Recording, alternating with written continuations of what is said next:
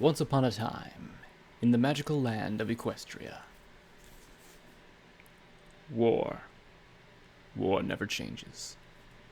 It had consumed our home, a war fought by foreign aggressors until great and terrible magics had been unleashed to burn all the world to dust and ash.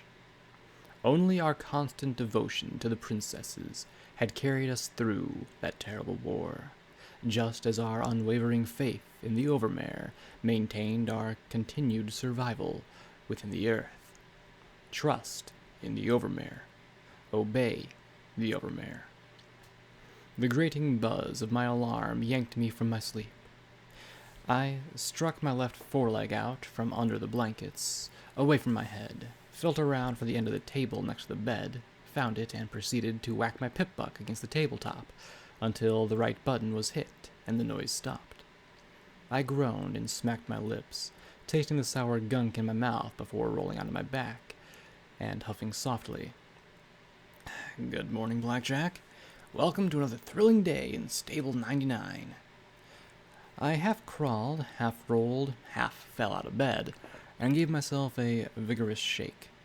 Life in Stable 99 was routine, with any deviation punishable by the security mares. I had half an hour to wash, half an hour to eat, and an hour to report to my duty station. The same as it had been every day since I'd gotten my cutie mark. Slowly, I shuffled through the copious junk I'd accumulated. It was mostly recycled food chips and old drink bulbs, though I liked to pretend that some of the open bottles on the dresser were some sort of fermentation experiment, maybe a pet. Colonization by our future fungal overlords? American dream. My horn glowed white as my magic lifted my uniform from one of the heaps. I gave it a test sniff. Ew. Unacceptable. I tossed it back into its pile and shifted around for another. Sniff, sniff. Yeah, this would work. Trotting down to the showers, I passed the murals, designed to inspire camaraderie and cooperation. At least, according to what's been constantly taught in classes. We are all the Overmare's foals, declared the caption of one picture of an abstract white unicorn hugging dozens of tiny ponies in her hooves. Another showed one lone weeping mare under the caption, Selfishness Separates. I trotted into the sector's communal bathroom, and immediately my ears perked to a familiar giggling. Walking past a stall, I glanced at the two mares, employing unauthorized and probably ineffective washing techniques. According to the training manual, behavior like that in public areas was punishable by whipping and restriction to C-class rations. So it was pretty understandable that the pair looked up with some trepidation when they spotted me. Oh, it's just Blackjack, the mare, Petals said in relief before flushing and snapping at her partner. I swear, you're trying to get us flogged. Fun, giggled the white mare, Misty Hooves from the bakery, nuzzling her. Misty was a chronic offender.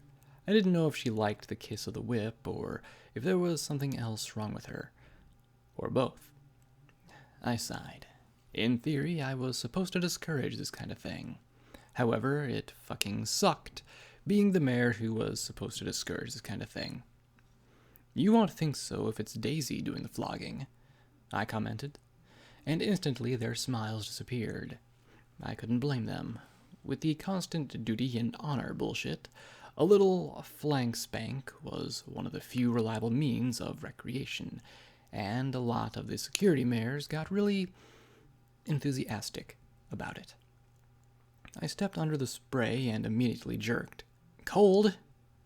Yeah, heating talismans are really slow today, Misty said.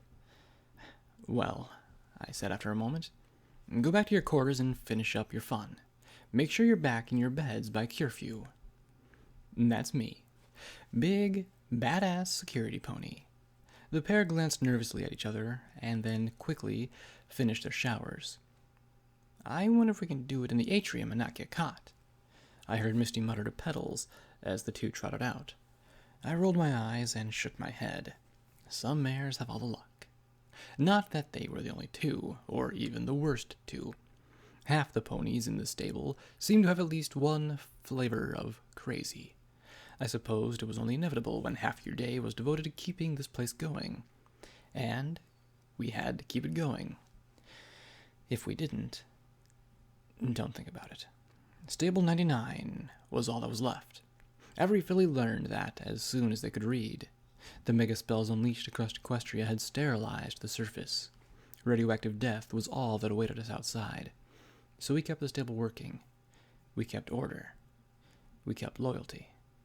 Because at any moment... Fuck, Blackjack. Don't think about another incident, I muttered softly.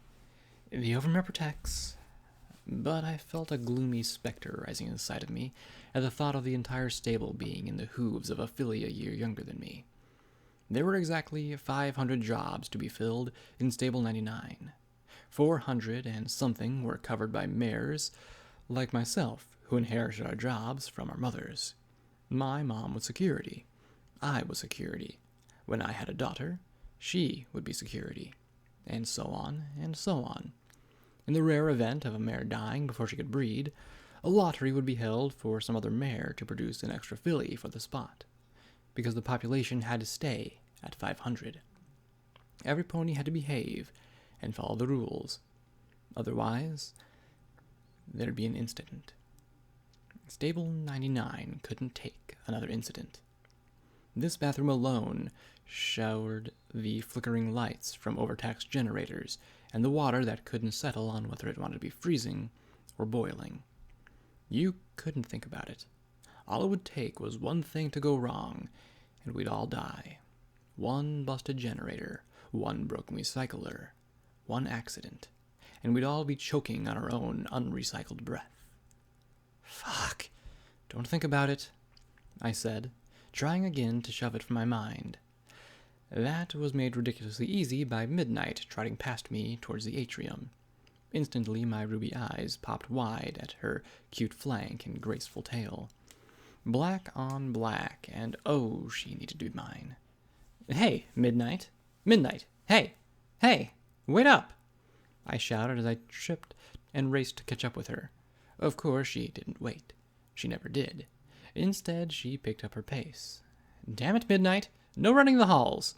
I shouted as I ran after her. What? I was security. I was allowed to break the rules when pursuing a fine flank. Unfortunately, there was a flash and a pair of hoof cuffs materialized around my forehooves. Oh shit! I barely got out before rolling head over hoof. I glared around at the source. It could only be Daisy. Marmalade. Excellent cunt block. Top notch. The pale earth pony mare and honey-colored unicorn both smiled at my predicament. No running in the halls, Blackjack, Daisy said, stepping out of the side hall she'd been lurking in. When Stable-Tack made the stable, clearly they hadn't had mares in her size in mind.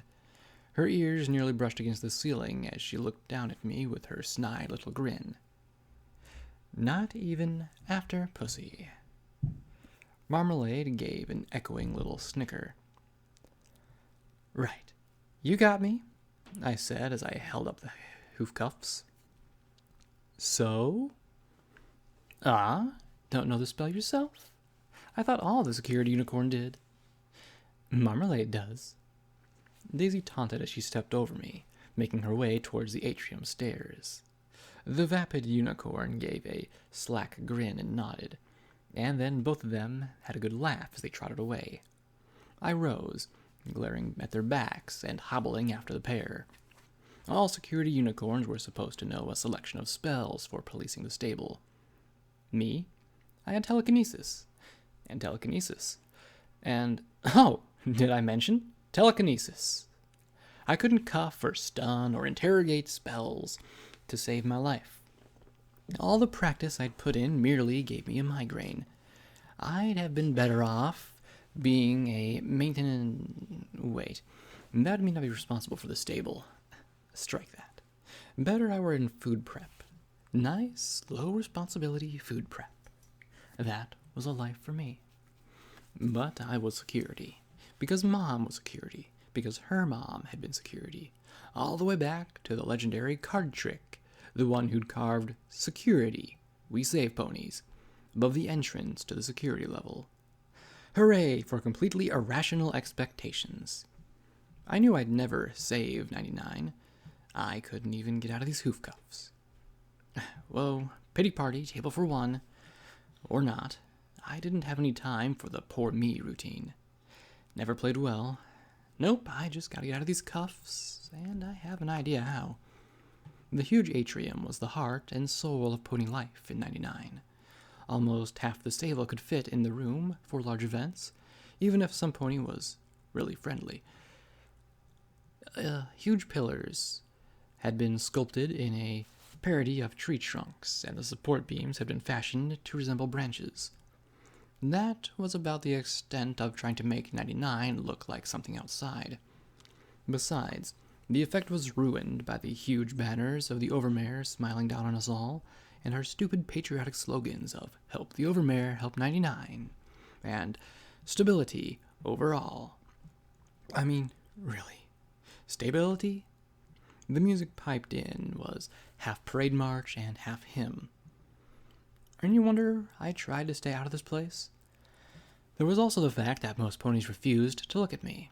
They'd drop their conversations, look aside, or leave. It didn't matter that I tried to be nice. The fact was that all I had to do was drop a name and they'd be hauled in for interrogations. I'd witnessed enough to know I didn't want to drop a name. Besides, I'd already tried it once. Never worked for the ponies who deserved it. I passed the cafeteria where ponies loaded bowls with green recycled algae slime, scooped recycled fungus cubes into trays, collected synthetic recycled carrot sticks and apple flakes into bowls, or heaped up stacks of green recycled chips, brown recycled hay, and white recycled cake chips on their plates. All the food in 99 was recycled into more food. All the waste in 99 was recycled. We were recycled. And yes, even having lived here my entire life, I still found it easier to pretend that the machines just magically made the food poof into being. Still, despite being made of recycled poo water, the chips were pretty tasty. You just had to not think about it. Midnight was talking with Rivet and Textbook, and the black unicorn's eyes widened at the sight of me hobbling to her table. "Mind if I join you? No? Great," I said as I set my hooves on the table before she could shoot me down. "Hey, Riv. Hey, Teach." The Earth Pony school mistress sniffed disdainfully at my intrusion. "We were having a private conversation," she said sullenly as she glared at me. Rivets and an older gray Earth Pony showed far more amusement at my predicament. "Great. So, do I have a story to tell? Here I was, just minding my own business, hurrying to catch up with a particularly lovely mare, when these handcuffs appeared on me like magic. Can you believe it?" I asked with a grin as I tapped them on the table. So, there I was, pondering and bemoaning my fate, when I remembered a certain vision of angelic equinety, whose magic far outshines my own, and whose kindness and generosity would surely compel her to free me from my predicament, I said, grinning ear to ear as I fluttered my eyes at midnight. "Blackjack, I'm a pip-buck technician," she began, "which means that you're intelligent, skilled, that you possess far more competence than a lowly security pony like myself," I said as he hesitated. I almost had her convinced. "I'll pay you in oral sex," I blurted. Textbook turned the shade of a spoiled apple, and Rivets covered half her face as she chuckled. "I'll talk to you tomorrow," Midnight said to Rivets as she trotted to another table. "I'll be telling your mother about this," Textbook added to me before going over to Midnight. I groaned and pressed my face into my bound hooves. Rivets patted my shoulder. "Oral sex, huh? What's the going rate on that?" "I'm an idiot," I muttered. Rivets chuckled, certainly not arguing. I had no idea. I didn't think you were into mares, Rivet said with a smile, munching on her grass chips. I shrugged. It's more the fact that she always tells me no. I glared down at the cuffs on my hooves, growled, and then bit the conjured metal. She always plays hard to get, I said around the mouthful of metal. Well, it's your time to waste. Her spot's on the queue's up, though, so I really doubt she'll have time for you, she said rather matter-of-factly. Really? My red eyes widened, and then dropped along with the rest of my body. I slumped till my chin rested on the tabletop. Bummer. We all have our trials, Rivet said with a sigh. I've got to get Duct Tape's filly on the duty roster. She's taking over for her mom. She sighed. Hopefully she knows which end of the wrench goes on the nut. Duct Tape died? How? I gasped. She was one of the nicer ponies in maintenance. I frequently bumped fence with her on C shift, though I never actually talked to her, of course. After all, I was security, and she was scared to death of me. Rivet snorted in irritation. Don't you ever pay attention? She died a week ago. Tried servicing the overmare's terminal, and it blew up in her face. Power junction wasn't closed. But Scotch Tape doesn't even have her cutie mark yet, right? She's still in school, I pointed out, twisting my hooves errantly in the cuffs to try and free them. What does it matter? I've got 150 maintenance mares to manage, and I've got a hole in the C shift that she's got to fill, Rivet said firmly, narrowing her eyes as she pressed her lips together. I feel for the kid, really, but the stable comes first, last, and middle priority. She'll just have to get over it. Really? I thought the overmare was first, last, and middle, I replied, enjoying the little smack talk. Normally it would get a grin. The look on Rivet's face now, though, I had never seen her so angry in my life. The black and red striped mane itched terribly, and I just wished that my hooves were free so I could scratch it. Rivets groaned. Don't talk about the overmare to me. She's been throwing all kinds of special work orders and studies my way. The little foal is demanding peak efficiency, and she's countermanded my work assignments to make damn sure it doesn't happen. She reached into one of the many pockets on her utility barding and drew out a notepad. Last month, she ordered the stable recreation broadcaster and maintenance one overhauled. But then she collected every piece of scrap electronics and conductor for inventory and kept the entire terminal crew occupied with searching and cleaning the stable databases. Maintenance one was a little closet of utility space next to the stable's mainframes and the massive stable tech hatchway right outside the atrium. I sometimes used it for naps when I knew the overmare was out. Did she say why? Do overmares ever? Rivet countered with a snort. Her mother was bad enough.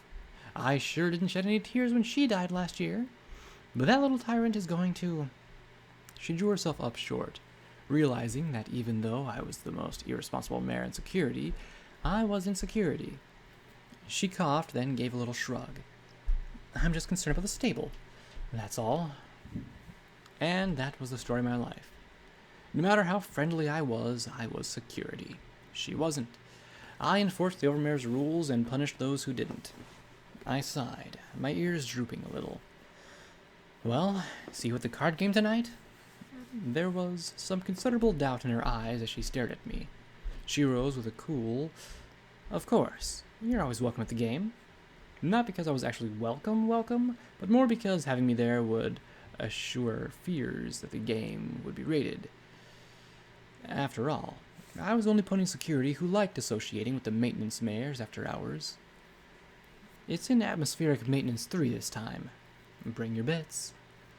Because I would be leaving with exactly as many as I came with. Because I was tolerated, not wanted. Goddesses, why was my mane crawling, thinking about the look she just gave me? I looked at the cuffs on my hooves, feeling as if there was something I was missing, then growled as I narrowed my eyes and bit them again. There were 500 ponies in Stable 99, and 1/10 of them were resigned to the duty of protecting and safeguarding the stable and executing the will of the overmare. Unfortunately, we also had to frequently tackle the question of which one took priority. The briefing room was festooned with graphic reminders of service to the overmare is service to the stable. I hobbled in just as the security head started with the evening briefing. The security head was Gin Rummy, a middle-aged unicorn who still looked better than several of the younger mares. Her purple and red striped mane contrasted well with her lavender coat and bright pink eyes. And those pink eyes looked right at me with immediate disapproval the second I hobbled in. Gin Rummy trotted up to the podium and flipped through the notes organized on her pip-buck. The microcomputer on the leg of every pony in the stable had a ridiculous amount of data storage space on it, but I'd wagered hers was nearly full. She'd been head of security for longer than I'd been alive, and I'd never known her not to be organized, confident, and secure in her knowledge that what was going on in Stable 99. Daisy and Marmalade snickered as I limped in, and I gave the rest of the security mares a sheepish grin and a shrug before taking my seat. Gin Rummy just sighed and looked at me with a slow, disappointed shake of her head. Still, wasn't much she could do. So, every pony, I wanted to thank you all for your hard work. Stable incident reports are down to under 5% this month. There hasn't been anything more severe than a few Class C incidents of violating curfew. Springs was caught this morning, hoarding Medex, but she surrendered her stash willingly. Punishment will be 20 lashes in the atrium tomorrow morning. Oh, pick me! Can I do it? Daisy asked with a grin, waving her hoof in the air. Gin Rummy did not share her humor. Punishment will be administered by a random pony from A shift, Daisy. You know that. She replied firmly. Daisy snorted, glaring at me. I responded with my best, "What?" expression. In other news, medical reports that we're missing a male. There's a new P21 to round up for retirement, but he hasn't reported back after his last breeding assignment. C shift, your job is to sweep the stable. If a mare's sheltering him, write up the incident and escort him to detention. If not, find him. Gin Rummy said firmly. Daisy rubbed her hooves together gleefully. Most mares simply looked bored. I tried my best not to squirm. Damn it. Why were hoof cuffs so hard to get out of? Every pony in Stable 99 had a job assigned to them from birth. Maintenance ponies maintained, security ponies secured, and baker ponies baked. The 40 or so males in Stable 99 were no different. They were breeding equipment. From birth, they had their segregated quarters in medical and were signed out by mares for reproductive purposes and, more frequently, recreational. There were 20 unicorns and 20 earth ponies on the breeding rotation.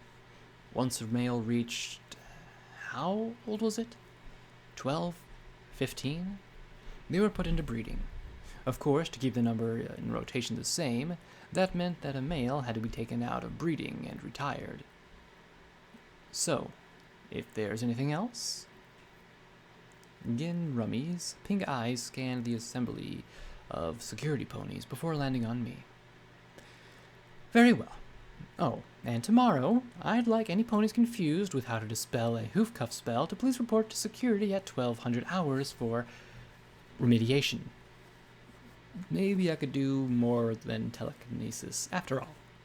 I was in the front row, and yet, magically, I still knew that every eye was on me. Amazing. All right.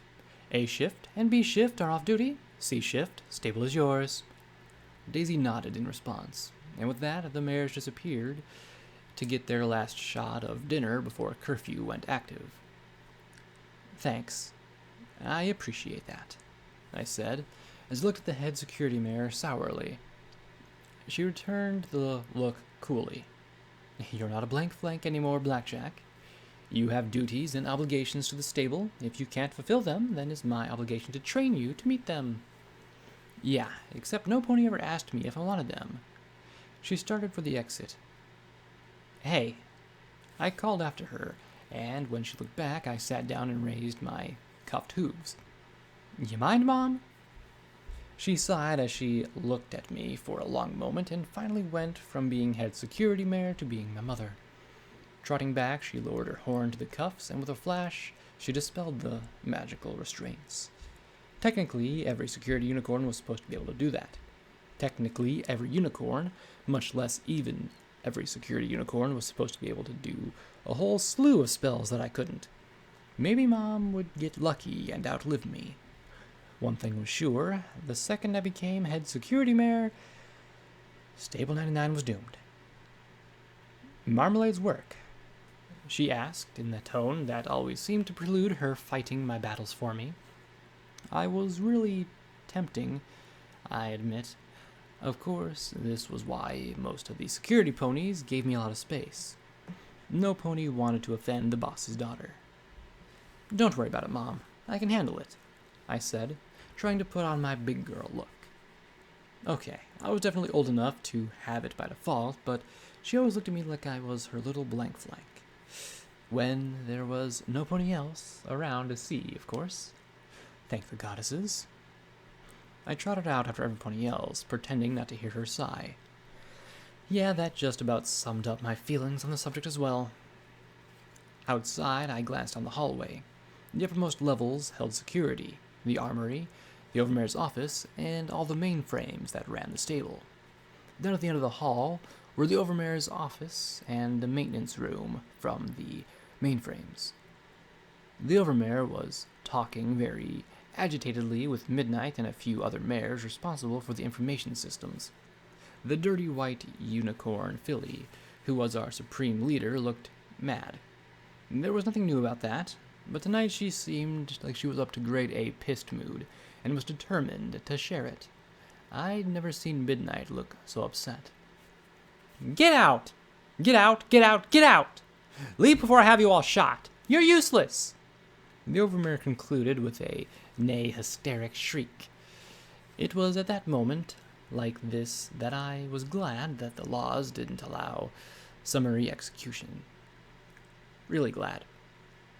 Midnight! I shouted as the overmare returned to her office. She looked back at me, ears drooping as she rubbed her eyes furiously. I don't have time for your flank spank right now, Blackjack. The overmare's pissed. Yeah, I got around. Have you shot? I said, as I fell in beside her as we trot back downstairs to the atrium. Why? Midnight looked at me, then sighed and shook her head. She wants a data file. An old one. And you couldn't find it, I said with a frown. Unlike me, Midnight was actually competent. No, that's just it. It was found by Duct Tape weeks ago. The thing was buried deep in the stable archives, but she found it. And goddess knows how. Midnight said as we stepped into the large chamber. The stable chimed out that curfew was about to begin, and all mares not on C shift were to report to their quarters. So, what's the problem? It's encrypted, she said with a sigh. We can't get it to open up for transfer. She wants us to break the encryption, but we haven't been able to all week. She chewed on her lip. I thought that if we got it ready to transfer to a pip-buck, she'd be, well, less pissed, but she was hysterical. I've never seen the overmare say that I should be shot. Clearly, Midnight was shaken. I could relate. There was this bitchy overmare, and then there was whatever I had just witnessed. Mom wouldn't let her, I said, and for the first time in about forever received a small smile in return. Look, don't worry about it. You'll get it eventually. Thanks, Blackjack, she said with an obvious relief. Okay, this was my chance. I grinned. So, I've got 10 minutes before I have to start my rounds. Can I swing by your quarters on my way for that flank spank? I gave her my best I promise you'll enjoy it look. She snorted, looking at me, and gave a flat in your dreams, no. Then she trotted away from me as I sat down hard, watching her go. Oh, come on! I was being sympathetic! Nice! Midnight! But she didn't look back as she disappeared down towards the residential quarters with the rest of the mares. What does a mare have to do to get a little service in this place? I sighed, head hanging. So unfair. Stable 99 was arranged with one layer atop another. At the apex were the overmare's office, security, the armory, and the mainframes. Underneath that were the atrium, cafeteria, stable entry, and the 24 or so recreation, education, and medical facilities. Underneath that were the residential quarters for the stable's population. And underneath it all lay the utility and maintenance levels, a section larger than all the rest of the stable combined. The recycling systems were all found down here, as were the magical generators that kept everything going. Manufacturing equipment, storeroom after locked storeroom, and, of course, all the little hiding spots. The makeshift stills, the love nests, the nooks for gambling. Most security ponies stayed at the top of the stable. The tunnels below were dark, undecorated, and filled with the stench of all kinds of foul leaking liquids and chemicals used to keep the stable habitable. The overmare might have had a complete authority over the top half of the stable, but this was Rivet's domain. She and her maintenance mares were always the most rebellious and independent element of the stable. One day, no, don't think about it. If there was an incident between the overmare and maintenance, well, I knew which side all the guns, and which side knew how to keep the stable alive. "Hit me!" I shouted over the hum of machinery as I looked at the worn-out playing cards. They were so old that I'd bet Rivets could tell them apart by the wear patterns. Good thing that this wasn't poker. Rivet's deal made me 4 spades. I really had no idea how earth ponies managed cards, they just did. Me, I levitated them around as I looked at the other players. Tonight, I was even less welcome than usual. The 4 other ponies kept muttering to each other, telling jokes and stories that left me out, and my winnings were virtually frozen. No pony mentioned the overmare. Clearly, they were watching themselves around the security mare. Because one word of sedation or talk of getting to the armory, and we'd have an incident. Please, don't say something that would cause an incident. So, Blackjack, I notice you keep getting shit from Daisy and the others, Rivet said amiably as she smoked on her cigar. She offered me this cigar at the start of the game, a blatant Class B violation that I'd never ever report her on. If I had no idea how she manufactured them, but it was just another indication that things were painfully tense in the stable. After one puff, I'd coughed so badly that she'd taken it back. They've been doing that for, 3 years now? Oh, longer than that, I said with a small smile. Ever since my first big fuck-up. But what can you do? Well, that is the question, isn't it?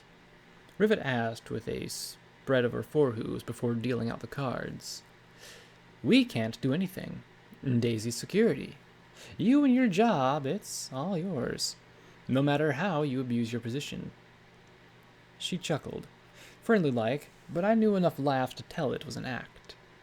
Don't get me wrong. Your mom is a fine mare. She's always tried to do right by the stable. She just won't do more. Oh, Rivets. Please don't go there. Well, it's the way of things, isn't it? Is it? Rivet asked in return with a look that made my mane crawl. You think it's right that ponies like Daisy and Marmalade get to give you that ration of shit day in and day out? Well, no, but what does it matter what I think? It's the way things are. I swallowed, noticing that no pony else seemed to be interrupting. But does it have to be? Rivets asked. There was one answer she wanted to hear, and a whole slew of wrong answers. I shrank back. Why does she have to be asking me stuff like this?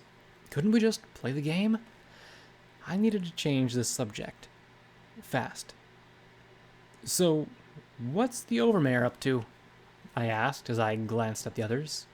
They looked at one another, then at Rivets. She was still smoking her cigar with slow, steady puffs. I snorted.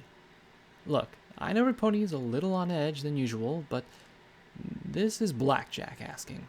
Come on, Rivets. I got my cutie mark here. In fact, I got my queen and ace of spades playing this very game.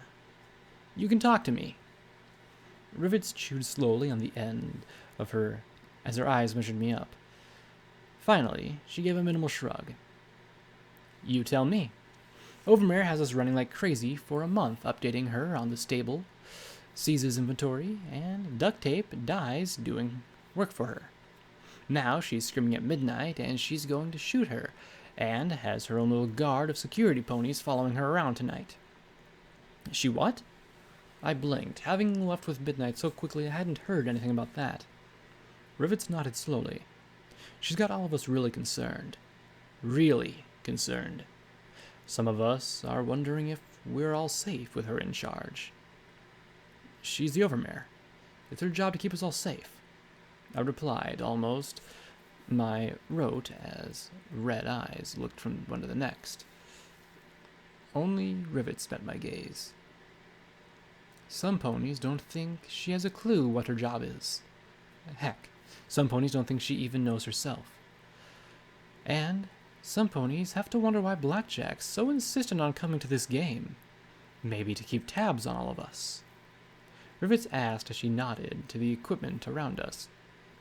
After all, with all the interference, I doubt you can track us on your pip bucks. The four-leg mounted microcomputers were marvels of arcane technology. Even if I didn't understand the first thing about how they worked, I had to admit that they were useful. One of the functions most used by security was the ability to, if you had the correct address tag, track any other pip buck. All I had to do was put in their name, and I could find their location almost anywhere in the stable. Down here, though, it was another story. Probably why the missing male had gone to ground down here. Look, I just wanted to have some fun, I protested. Was it really that hard to believe? I looked from one to the next. These were all mares I'd known my entire life. Heck, Rivets was virtually like my godmother from all the time I spent down here. But from the looks I got, yes, it was. I slowly slipped back from the table, leaving my bits behind. I'm going to go, do security stuff, get a stallion to round up, and, stuff. I finished lamely. All of them watched me back slowly out of Atmospheric Maintenance 3. Not one took their eyes off me. Several minutes later, I took a breather. Rivets was just pissed. She always bumped heads with any pony in authority. Anyways, sure, no pony knew as well as she did how to run the stable. As soon as the overmare calmed down, everything would settle down and we'd just be back to normal. Don't think about it. It was how every pony is in the stable and how it survived. I'd just forgot about it, and in a week, Rivets and I would be laughing as usual. Please, let everything be alright. Well, with the game a complete fiasco, Midnight continuing her cold shoulder, and me with 6 hours left in my shift, I might as well actually do some security work. Mostly the 10 or so of us on she-shift patrolled and wrote up any mare violating curfew. Down here, I might find some more interesting violations, but it was rare that I ever run into anything major. I snapped on another function on my pip buck. The eyes forward sparkle. Instantly, a number of yellow bars filled my vision as its arcane device indicated the number of ponies within a few 100 feet. It also had a few red bars, likely a few hungry rad roaches looking to take a bite out of me. VFS was a function few ponies regularly used. After all, it only gave direction and hostility, and the indicator didn't even tell you how far above or below you the bar was. For all I knew, that yellow bar was around the corner or up a floor. I entered in the P21's pip-buck address, but the little icon twitched around spasmodically. Likely he was down here. Somewhere. It wasn't often that we had a buck who tried to hide from retirement. Most just reported to security or medical to get their shot, and that was it. Occasionally there'd be a crying or screaming fit in the atrium. Rarely they'd Suicide? Please don't tell me. I'm gonna find him down here, hanging or poisoned. The plain fact was that this was a stable. The only exit had been sealed 4 generations ago due to the last incident, and eventually he'd starved to death. It wasn't like Bucks knew how to get into food stores or the like. They just bred. That's all that they knew. All they needed to know. Right? I trot past a row of gurgling pieces of equipment barely lit by wan yellow spark lamps. Knowing my luck, the yellow bar ahead of me was actually 1 or 2 floors above me. If I was lucky, I would get through the shift without any more disasters, and if I was really lucky, talk to Mom and not the head of security mayor about the rising tension. The former might be able to do something. The latter would have to crack down on rivets, or worse, tell the overmare. Then I heard the faint sniff and soft sobs over the hum of equipment. Looked like I'd found my pony. Okay, come on out, and let's get you up to security. A quick shot and it'll be all over. The sniffling stopped, and a tiny olive filly with teal eyes peeked out at me. My jaw dropped as I saw the pain and fear in her eyes. You're not... I sat down hard and rubbed my head. Could this night be any worse? You're not supposed to be down here. It's dangerous and after curfew. Where's your mama? She just stared at me, and her eyes dropped to her hooves. Recycled, was all she blubbered. She touched her pip buck, and her ID flashed. Scotch tape, maintenance, shift C. Oh, I tried to think up some creative profanity, but... I got nothing. Oh, well, what was I supposed to do? If this was Duct Tape's kid, then she was supposed to be here. Should I say something about her mom? Give her a hug? Tell her she's doing a good job? Tell her not to be a cryfilly? Sorry about your mom. Don't worry, I'm sure you'll get the hang of it. I grinned at her as she clenched her eyes closed, pulling a wrench from her barding and nodding before trotting back between the massive, round machines. I trotted away as quickly as I could. Wonderful blackjack. You'll get the hang of it? What is wrong with me? I berated myself as I glanced back over my shoulder. I really wasn't good at this whole life and death thing. Really, you'd think just thinking about death in 99, it wasn't really like death so much as one day you're there and the next day you're replaced by your kid, and someday they'll be replaced by theirs. I was glad my mom would probably last forever. I didn't know how to handle the stable with her gone. I couldn't help but reach out and touch the steel walls of the stable. Samponi had dapped "fuck the overmare" on the gray metal in flaked white paint, a shout of rebellion from the incident almost a century ago, the last time the stable had torn itself apart. Back then, it'd been Bucks challenging the overmare and the rules imposed by stable tech when the stable had been established. Today, it was rivets against the overmare. Why'd I have to get stuck in the middle of this shit? And, just as I was getting a nice batch of self-pity wiped up, I stepped right in a puddle of leaking sewage. My hooves slipped in the slippery mug, and I went over, getting a faceful of the cold sludge. Coughing and retching, I kicked away, wiping my face furiously. My red and black striped mane and tail were smeared with grunge as I leaned against the wall, coughing and spitting. How nice that the goddesses were making my metaphoric life literal. I tried to think about what I knew about the newest P-21. He was green? No, brown? I paid more attention to the unicorn breeding population than the earth ponies. I heard this P-21 was already notorious for disappearing, though, so it wasn't much of a surprise that he pulled another vanishing act. Nobody was sure how he got out of medical. Males weren't supposed to be smart enough for that. Wait, what was that?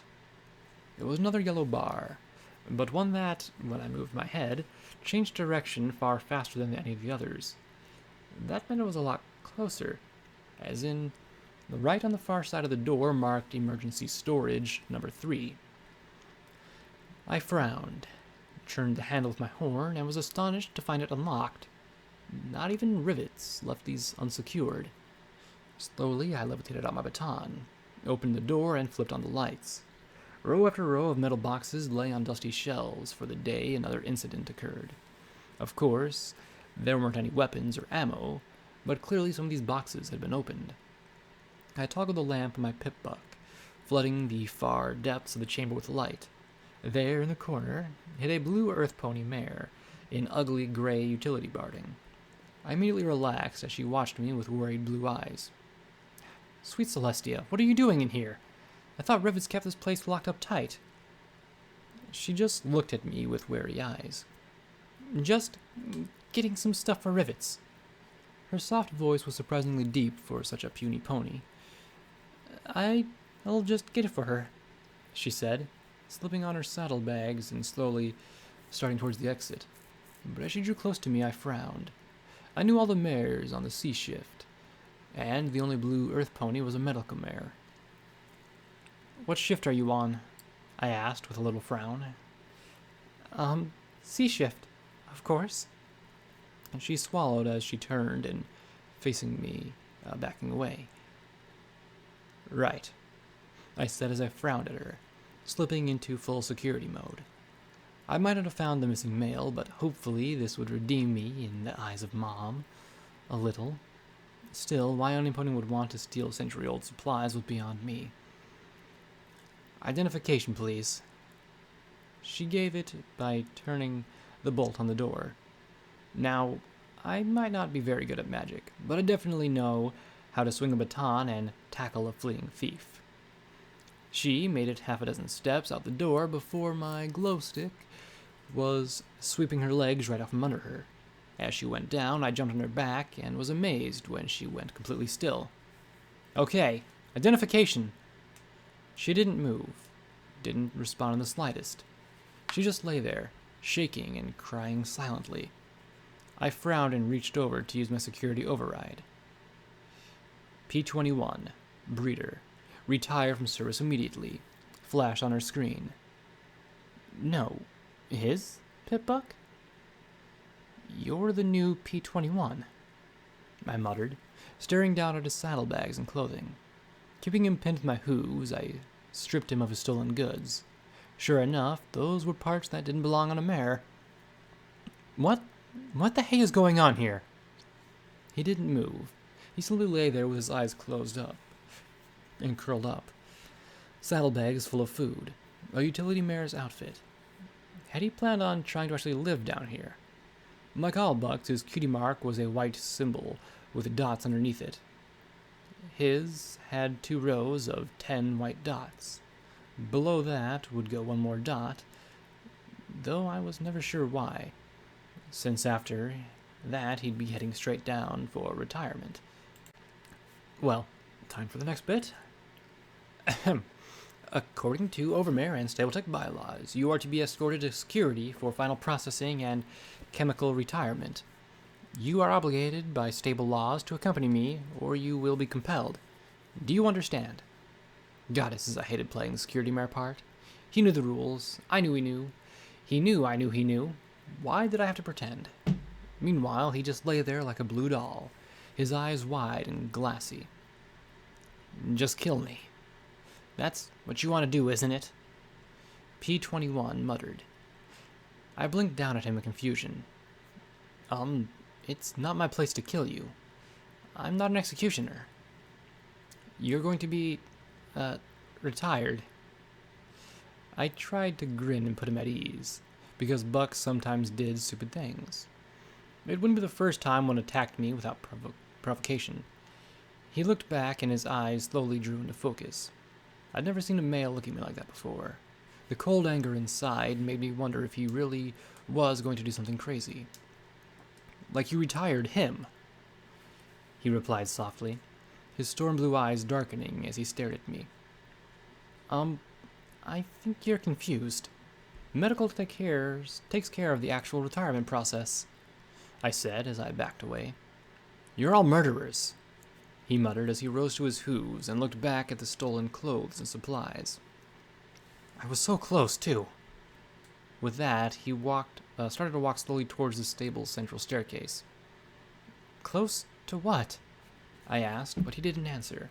I couldn't blame him. If I were about to be retired, I undoubtedly would not be in a chatty mood. Still, it was hard to take him calling me a murderer. I never liked killing any pony. I followed him closely, baton ready in case he came back at me. We trotted past an open doorway to a storeroom, and the olive filly peeked out with sad eyes as we walked by. I wish that was all that happened. Just as we were reaching the stairs to the higher levels of the stable, a baton wielded by a pale yellow mare whirled out from the side hall and struck his rear knee with a sickening, tearing pop that signaled a damaged joint. He fell to his side, screaming in pain as Daisy and Marmalade stepped out. The huge pale mare spat out her baton, caught the strap on the end of the hoof, and twirled it. About time we found the missing penis. She slammed her hoof onto his face as he tried to curl up into a tight ball. And he's with you. Daisy made a grim grin. Bonus. Daisy. Marmalade. What the fuck are you doing? I asked as Marmalade's floating baton thumped hard against his ribs, and Daisy smashed him with her hooves again. Saving medical smork. This little fuck's had us down here for hours, she said as she grinned at Marmalade. So I figured we'd take care of ourselves. What the fuck? You can't fucking do this! Medical retires ponies, not security. Was I actually quoting stable bylaws now? The worst security pony in the stable? What the hell was happening here? Oh, he's fighting us, Daisy said as she circled him, and brought her hoof down on his swelling knee. Resisting security. A real dangerous case, right, Marmalade? The honey-colored mare nodded with a dumb grin. Just like that, they set themselves to beating him to death before my eyes. I wondered if this was some kind of nightmare that I'd wake up from, but as he cried out in pain, I clenched my eyes closed. Just wait a few minutes and be over. Just do nothing, Blackjack. Don't think about it. Don't think about it. Don't think about the thumps and the cries and the sobs and the begging. No. Security saves ponies. I looked at the pair beating him in glee and charged Marmalade first. Last thing I needed was another pair of hoof cuffs on me. Her orange eyes widened in shock as the baton cracked loudly against her skull with such force that she tumbled over. Goddesses, I hoped I hadn't killed her. Daisy's shock transformed into rage much faster. What the fuck do you think you're doing? He's a fucking worthless male. He's disposable. She charged, and while normally I'd back away from her kicks, this time I charged to meet her. Our chests slammed together, and it was all I could do to keep from being crushed under her.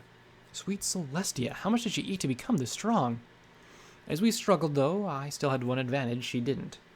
My horn flashed white as I wielded my baton in a magical grip. And one more thing I could do with telekinesis. With another thought, I triggered my Pip-Buck's Stable-Tech assisted targeting system. The Sats was a magical spell that momentarily slowed time almost to a stop and let me line up my attacks perfectly. Each attack cost some spell charge that had to build back up over time, but right now I wasn't going to waste any of it. 3 baton strikes to the head. The spell even gave me the probability of each strike landing. Triggering the spell, time sped up, but still seemed to move at a crawl as my baton rose and fell soundly upon her head. The first split the skin above her eye. The second busted her nose. The third missed. Still, when the spell faded and time fully resumed, she staggered back in shock. I stood over the fallen stallion, swinging the baton with all the force I could muster as she retreated for once. Then Marmalade rose, looking at me with a hurt, betrayed expression.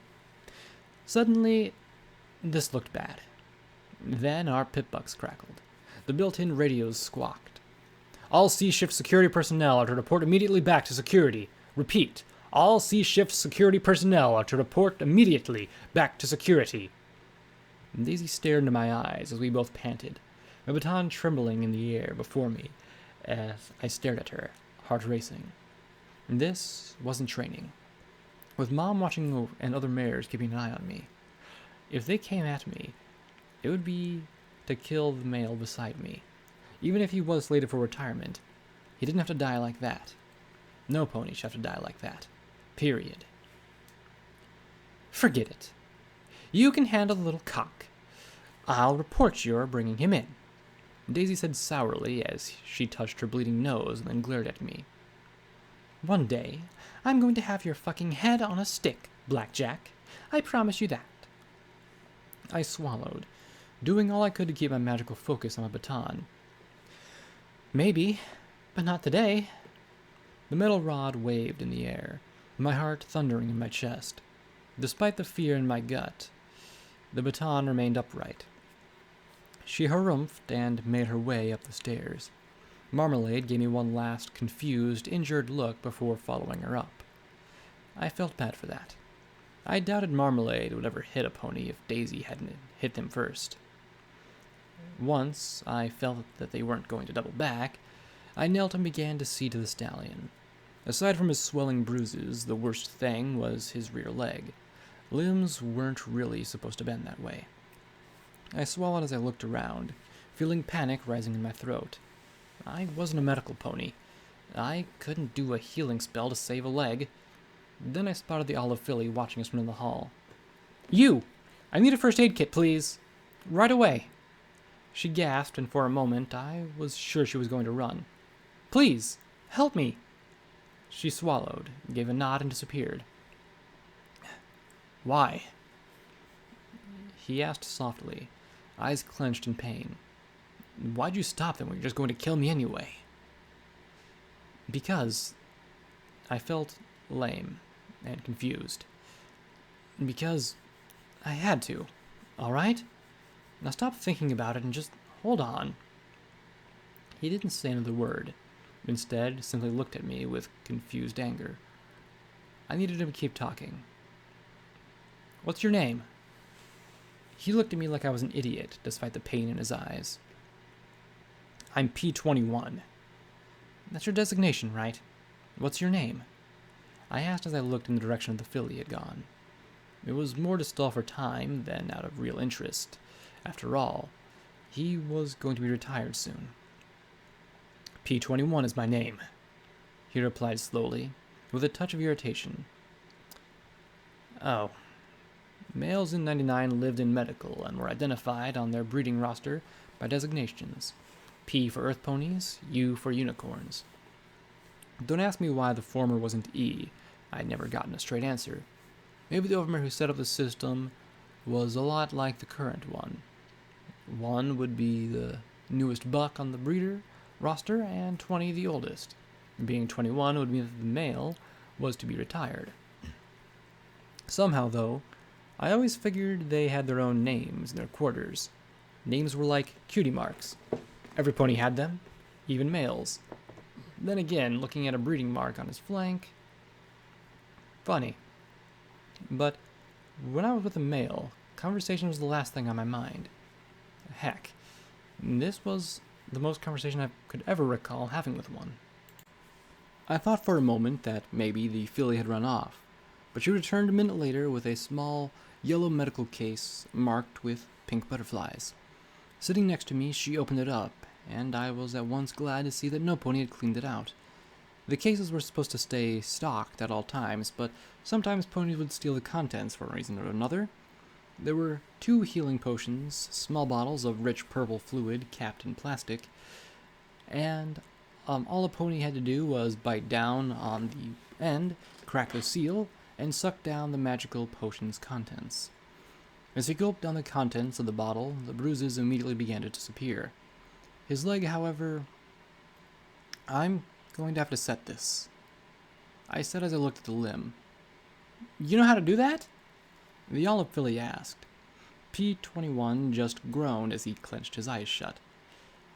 Nope, I replied and took out the syringe of Medic's painkiller. I yanked the cap off the needle, jammed it into his leg, and squeezed the soft plastic tube to force the drugs into his system. For all your hurting ouchies. Well, this was one doozy of an ouchie. He relaxed a bit as the drug took effect. Then I looked at the leg, bit my lip, and hooked it with my forehooves and magic. On 3, I said as I looked at him. 1, 2, and on 2 I pulled and pushed to bend his leg back into a proper position. There was a pop from his knee, and like a gunshot as he screamed, the limb jerked back into place. The poor olive filly looked like she was going to be sick. I didn't think it was broken, exactly, but it sure didn't look good. Was that the plan? He asked weakly. I never was good at waiting, I replied before shutting him up with another healing potion. Unlike the beating, his knee didn't seem to heal much. When he tried to move it, he cried out despite the painkiller. I looked at the filly. Is there a brace or anything in there? Oh, maybe, she said as she set aside the second syringe of Med-X and a container of buck labeled with a muscular mare flexing. It was technically a Class B controlled substance. I'd be scrubbing the bilges for a month if caught with it. Surprised to see it outside medical or security. Then she pulled out a black leg brace for broken limbs. He jerked away from me as I grabbed his injured haunches to pull him around. Oh, stop it, you baby, I muttered, but he simply closed his eyes and shook as I strapped the brace in place. Bucks were so weird. Would he have preferred hobbling up the stairs to medical with a bum leg? Finally, I moved away from him and shook the tablet of buck out of the jar. Here, eat this, I said as I pressed the carrot-flavored medicine to his lips. Slowly and warily he chewed it. I looked up at the filly. Thanks for your help. She gave me the first hint of a smile since I'd seen her. Sure, I better get back to work before Rivets blows a seal or something. She gave a little way before running back to where she'd come from. The chems fortified him enough to get him to his feet. Why do you keep helping me? He asked as I supported him enough to keep his legs under him. You're just going to kill me. I lowered my gaze. Well, I can't stop that, but I can at least try and help you. It's what security mares are supposed to do. Security during C shift was normally a place of quiet tedium. Reports for the next day had to be filed, and firearms practice had to be carried out. But neither of those were what any pony would call exciting. As we finally reached the top of the stable, though, something felt very wrong. There were only 10 security mares on C shift, including me, and for the first time since I'd started working security a few years ago, we were all in here together. The 7 other mares clustered around Daisy and Marmalade, talking in low voices as I limped in with P21. Worse, they all stopped talking as soon as I entered. Great. My mane itched fiercely as we walked past them to the cells. I got the Pip Buck key and magic mail dot marker pen thing from Mom's desk drawer, then carefully removed his Pip Buck and added the last white dot. I could wait until morning to notify medical, though. No need to rush with everything being weird. I took his Pip Buck and closed the cell door just as the overmare stalked out of her office. Some ponies liked to say she looked like my little sister, though never in earshot of Mom, of course. The overmare's white hide was a little more dingy than mine, and her eyes were a lighter pinkish color. Her mom had once styled her mane in elaborate curls and dressed her up in fancy outfits, but since her death a year ago, the overmare had chopped her dove-gray mane short and worn nothing save for her Pip Buck, almost flaunting her Stable Tech logo cutie mark. I always assumed that being overmare was a stressful condition. You all have the whole stable on your shoulders. Despite that, the overmare usually managed to keep a neat appearance. Now, though, she looked like hell. Her eyes were bloodshot with huge bags beneath them. Her mane resembled tangled wool, and she smelled. But there was one thing above and beyond all which made my blood run cold. She was smiling. When she saw P21 and me, her smile only widened. "Oh, you found my trick pony," she said, clapping her hooves together in glee. Her trick pony. P21 stared straight ahead, his eyes on focused pinpricks as she walked up to the bars. "Oh, we're gonna have so much fun. Oh, yes, we are. Yes, we are. You're going to be mine forever. Yes, you are." I glanced at the other security mares. Not one looked back at me. The overmare suddenly seemed to remember I was there and glared at me. "So, have a nice time in the bottom levels? Have a nice meeting with Rivets?" "I wasn't meeting with Rivets," I said, trying to look more clueless than usual. "Lies," the overmare hissed, and then went back to smiling. "But that doesn't matter. Not anymore. This is my stable. Mine. And I'm not going to let that gray nag run it any longer. It's mine," she declared as she looked out the window to the atrium. I caught P21's look. He was glancing at my pip-buck, then his, then mine, then his. "Huh?" He slowly mouthed the word copy. I glanced at the overmare as she addressed the others, thanking them for their loyalty and devotion. Once more, I'd seemed to have slipped her mind. I quickly connected the two pip-bucks with a cable. I hit the Copy All Files button and dumped the data into an evidence file. I might not be able to manage a security spell to save my life, but I could at least move bulk files from A to B using the clearly labeled button for it. In my EFS, I saw the progress bar slowly fill. "Is that his pip-buck?" the overmare asked with a snap.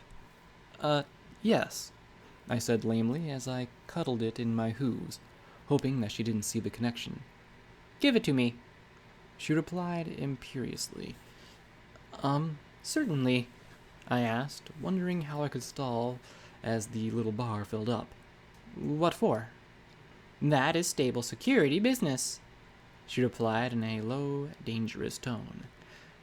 Almost done. "Aren't I stable security?" Her lips turned up into a nasty smile. "I don't know. Are you? Why don't you tell me where Rivets and 30 other maintenance mares are hiding? Do they have weapons? Are they planning on sabotaging my stable?" "I don't know," I muttered lamely. "Lies," she hissed, and her magic reached out and grabbed his pip-buck from my grasp just before the files finished transferring. A big error message flashed across my vision. She tossed it to Marmalade. "Make sure everything on there gets deleted. I don't want anything going wrong," she said as she trotted to the armory door and opened it with her pip-buck. "Every pony get armed." And then she looked right at me. "Except for you." "What are you doing?" I asked as Daisy came up and shoved me hard into the cell with P21. The pip-buck key fell out of the pocket I'd stuffed into it and clattered to the floor, making me wince. If it was damaged, I'd get another speech from Mom about taking care of our tools. "Taking back the stable," the overmare said with a satisfied smile as every pony else armed themselves with shotguns and security barding. "With 9 ponies," I gasped. "I can't be sure of your mother. I've ordered Rivets' arrest several times, and she always gets in my way." "Because without Rivets, the stable was doomed." "I don't know who I can trust from the A and B shifts. Who will side with me and who won't?" She smirked as she looked at Daisy. "Fortunately, some ponies have proven themselves far more loyal. You just sit tight. This will be over in a few hours." After that, the 10 of them marched out of security. Daisy looked back at me with a decidedly nasty grin. Why'd I suddenly feel like P221 wasn't the only pony in deep in the recycler? Whatever they were doing, they were certainly taking their time. I was left in one corner while P21 sat silent as a blue statue in the center of the cell. I looked at the diminutive pony. There was something vaguely familiar about him, but I felt that way about half the stable. All I knew was that I needed to get out of here and... what? tell Mom? Would she actually stand against the overmare? I wanted to say yes, but the more I thought about it, the less certain I was. She'd never countermanded the overmare, unless she had some clear evidence that the overmare was doing something that would endanger the stable. She always put the stable first. Always. That left me locked up with a buck who wouldn't say 2 words to me, flipping through all of P21's files trying to find something, anything, that I could use for when Mom got here to start the A shift. Unfortunately, the broken connection had given me a whole slew of static and corrupted files. Do you know what she's doing? I asked for the upteenth time, but he just looked at me and then looked away again. Given he was set to be retired in the morning, unless the overmare did what she was planning, but whatever it was. Why couldn't they do this to a smart pony? I insisted, getting a small smile for my trouble. No answers, though. His breeding queue for the last few months had been booked almost solid by the overmare, and then duct tape? No mare ever got exclusive access to a buck like that.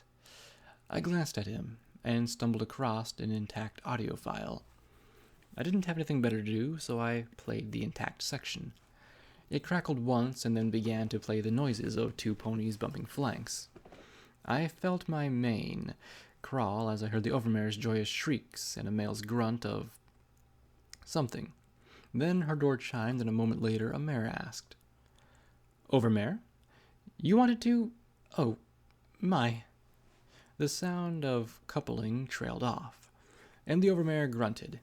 "You're early, Duct Tape." There was a strange wet noise I didn't even want to imagine, and the sounds of belabored male breathing. I didn't want to be late," she said with a worried voice. Is everything all right?" "Tisk. It's nothing serious. He's such a good little pony," the overmare said in tones that made my mane crawl. "Were you successful?" I did as you asked.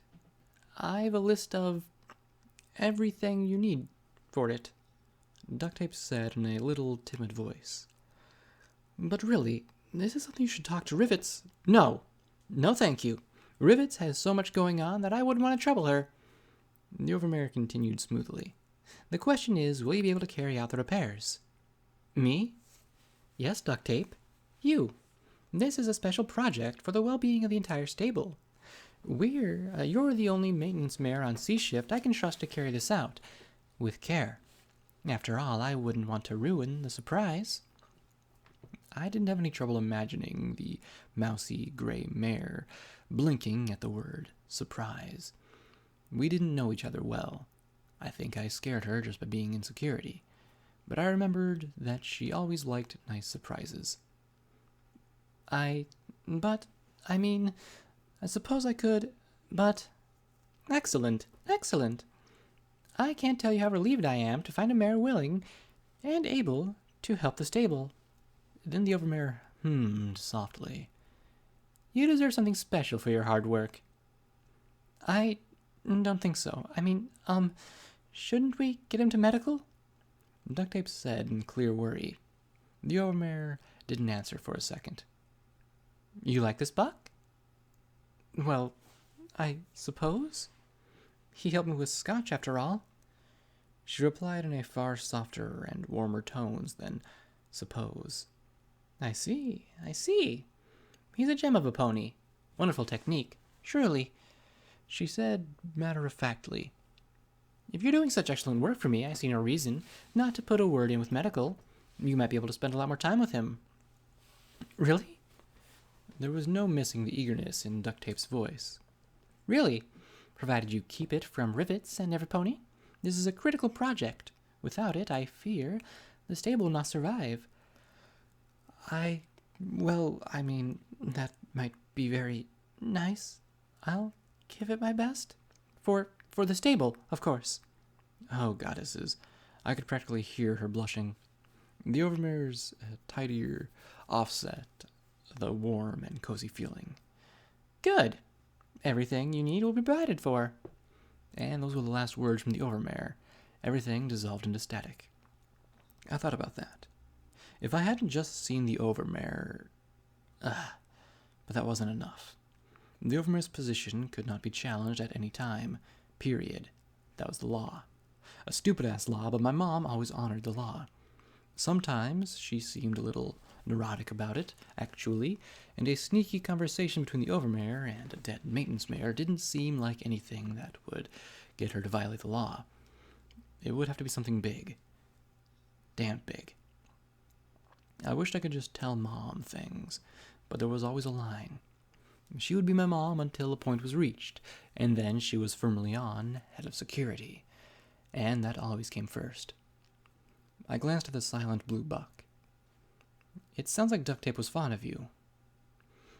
She was fond of any pony who gave her love and affection.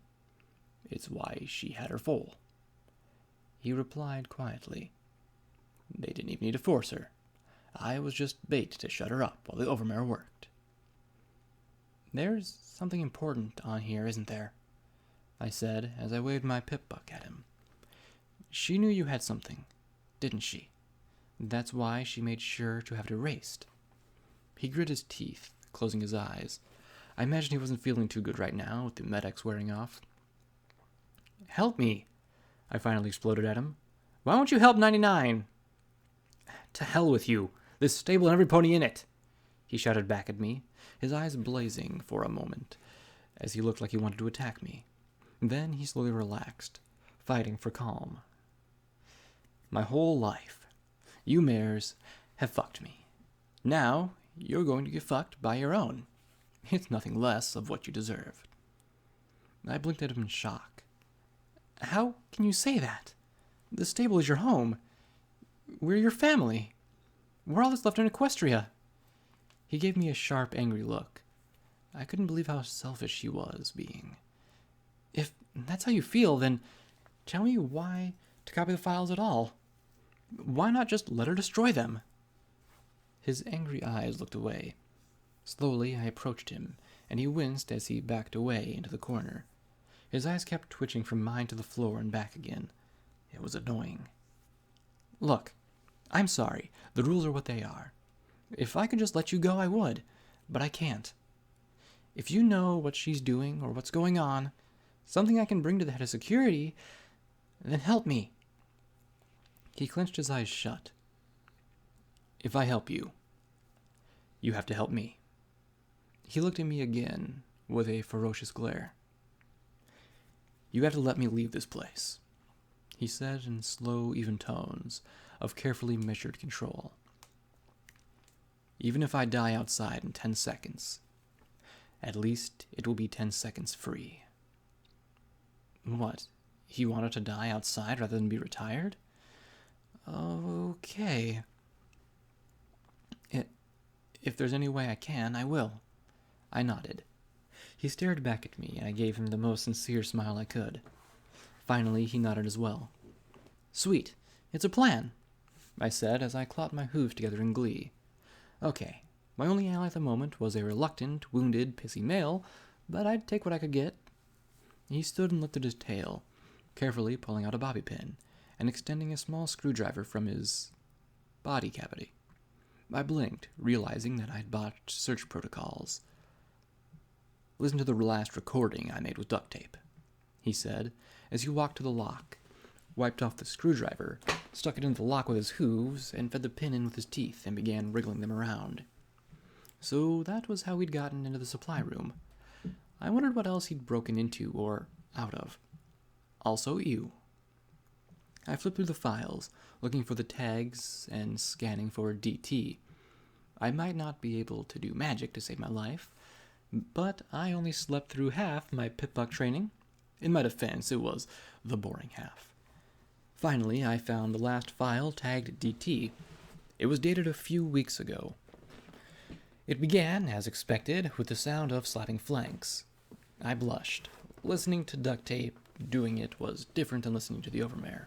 She actually sounded like she really liked it. Funny, I never expected her to be so loud. Afterwards, they settled down into little kisses and nuzzles. Then, her soft sigh. This has been so wonderful. It feels like a dream come true. The overmare's been so wonderful lately. P21 said nothing right away, but then muttered in a low, flat voice. Yeah, she can be nice. Sometimes.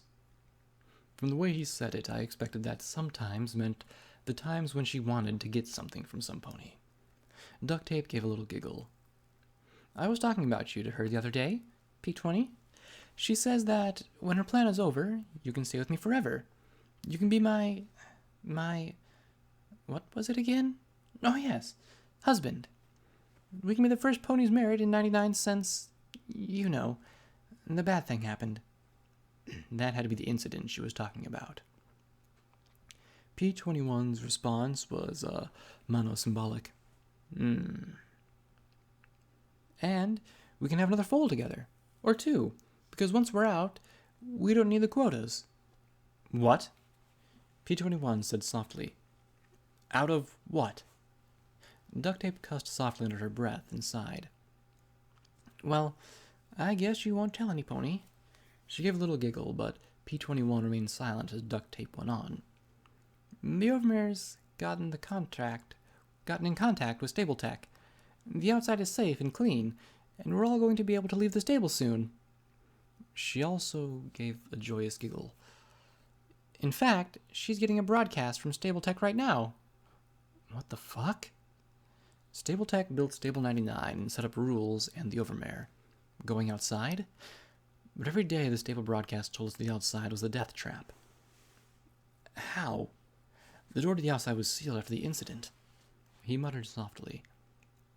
Well, just because it was sealed once doesn't mean it can't be unsealed.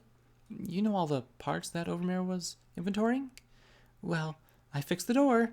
I even programmed the overmare a special code to open it and close it. See? I heard the sound of a pip-buck beeping. And she said the outside was safe.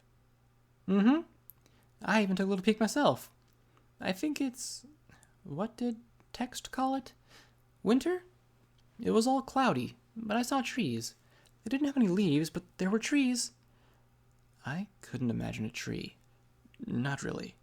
Trees were pictures in books, so the only pictures I knew were grainy green blotches as far as the eye could see. You could survive out there. We all can. We don't have to stay here anymore. But why keep the secret? If the door is open and it's safe outside. Well, Stable Tech is afraid that all the ponies in here will freak out. The overmare wants to avoid a panic, so she's only told a few ponies. I don't think even Ginrummy knows. Stable Tech says that they need a special data file from the stable that will tell them how we're doing the last 2 centuries. EC 1101. So she's had me extracting it from the system. It's a doozy of a file, and buried pretty deep. There wasn't a response from P21. Then she said softly, I thought you'd be happy. What? Oh, It's just a lot to take in, he said quietly. Then he said softly, Duct, do you trust the overmare? Of course. We must all trust the overmare. She's our protector and our guardian. We'd be lost without her, she said in the rote fashion like half the mares in 99. Of course, I'd say the same, but I'd be thinking sarcastic thoughts while I did. P21 was quiet for a minute, then said softly, Don't trust her. Not for a second. What? How? You remember how you saw me in her office? She trailed off. Don't trust her. You've been nice. 1 of 3. So I'm telling you, don't trust her. Protect yourself. Protect your filly. There was an uncomfortable silence. I suppose I could throw an encryption on it? Something that she can't crack until she promises to let us out? She mulled softly. Maybe make the password that name you liked so much. Huh? What name? But she was going on about algorithms something or other, and a few seconds later the recording cut off. Stable Tech. Going outside? This was huge. Epic! A real game changer. With stable tech gear, all the overmare and Rivet's pony shift shit didn't matter. Maybe I wouldn't have to be a security anymore. Maybe... Don't trust the overmare. And that was what P21 had said. And that was the look in his eye right now as he worked on picking the lock on the door. And suddenly, I remembered an old pony saying, if something sounds too good to be true, it probably is. If the overmare were serious about this, she would have told Mom. She's getting a broadcast right now. I glanced at my pip book. There were dozens of radio channels on it, but only 3 were used by the stable. I clicked on security, but it was dead during Shift C. Then to maintenance, and the dry chatter about a recycling pump malfunctioning in the bilges, and that Scotch tape should get right to it. Service was dead since the cafeteria and food recycling were shut down during curfew. Medical just had the automated message about locating P21 for retirement. Recreation had the regular looping brass band and glory to the overmare. Education had a dry recording of how Stable Tech had placed the overmare for our protection, which would be suspicious if I hadn't heard it a million times. Then I clicked the next channel. Static. The next, and the next, and next. Beep beep boop boop beep beep beep boop boop, suddenly streaming out of my pip book. I had no idea what it could be. Some sort of ponybuck gibberish? But it was faint, though, and with many little clicks and breaks in the signal. That meant it was probably coming from outside the stable. It was so weak that I doubted the signal would be detectable on the lower levels, even if a pony was bored enough to go flipping through the static. I recorded about a minute of it, hoping that it would be enough. That was it. I needed to get out of here. I needed to talk to Mom. But would it be enough? Mom. I wanted to think that she'd believe me. I'd be more than Blackjack the screw-up. That she'd take it seriously because it came from her little blank flank, or that she'd stay in head security mode, but accept the evidence I had, and would do something about the overmare. Then there was a soft click, and the door to the cell opened. I gaped in astonishment as P21 pulled the bobby pin back in his tail and... okay, closing mouth before it becomes an escape route for my stomach contents. You did it? How? Where did you learn that? Have you ever spent a week with a bobby pin and a screwdriver, and nothing to do but wait for a mare to breed with you? He asked back. I'm sure even you can figure it out eventually. Don't count on it. If I need a lock opened, I get a key. I countered as I pushed open the grate and trotted into the deserted security station. Oh, key. Reasoning that I might as well not make things worse, I scooped up the pip-buck key and pen thing and put them back into the drawer. Right, back to the overmare going crazy. I could even try and get Mom on the radio, but I knew Daisy and others would be listening on that channel. Everybody else would be asleep or under curfew. Look, I need to get down to tell Gin Rummy about this. Then I looked down the stairs. I also needed a gun. Goddesses, was I really thinking of shooting security ponies? Even Daisy. The thought of such a thing made my stomach churn. No crime was worse than murder in the stable. Killing another mare was robbing the stable of some pony that they needed to keep every pony alive. But if the overmare was up to something... I trotted to the armory door and hoped I wasn't going to set off an alarm or something. Normally, Brandybuck would be stationed outside during C shift, but she'd left with the others. Can you open this? He glanced at it and then moved over to the terminal next to it. Maybe? With some time? Unlock the door with a terminal? He got my surprised look and rolled his eyes. Look, don't you have a mare to warn? Right. He was a smart pony who knew about locks and terminals and, despite being a male, probably a lot of other things that I didn't. Great. Even the males were better than me. Enough of that. Now was definitely not the time for self-pity. Okay, I'll be right back. Oh, I hoped I'd be right back with Mom and all of A and B shift behind me. I picked my way down to the atrium and heard the overmare and Daisy's voices raising in an argument. But with the echoes and the distance, I couldn't make out specifics. I crept across the wide open space, trying to use the reinforced columns as cover. Then Marmalade glanced back across the atrium at me. She blinked, then gave a simple little smile and a wave of her hoof. Smiling slackly, I returned it and nipped into the cafeteria before anybody else noticed. My heart hammered in my chest. I didn't dare glance back towards the tiny chamber off the atrium. I didn't know what the overmare was planning, just that it was time for the shots to be called by a smarter pony than me. I scrambled down the stairs past the medical clinic, school, and other support rooms. I was in such a hurry that I smacked my head on the door to the living quarters before it fully recessed into the wall. Eyes watering, I rubbed my noggin and clenched my teeth. "Mom! Mom!" I shouted as I raced into her room. Then I saw that her bed was still neatly made, and for a moment I felt my heart stop.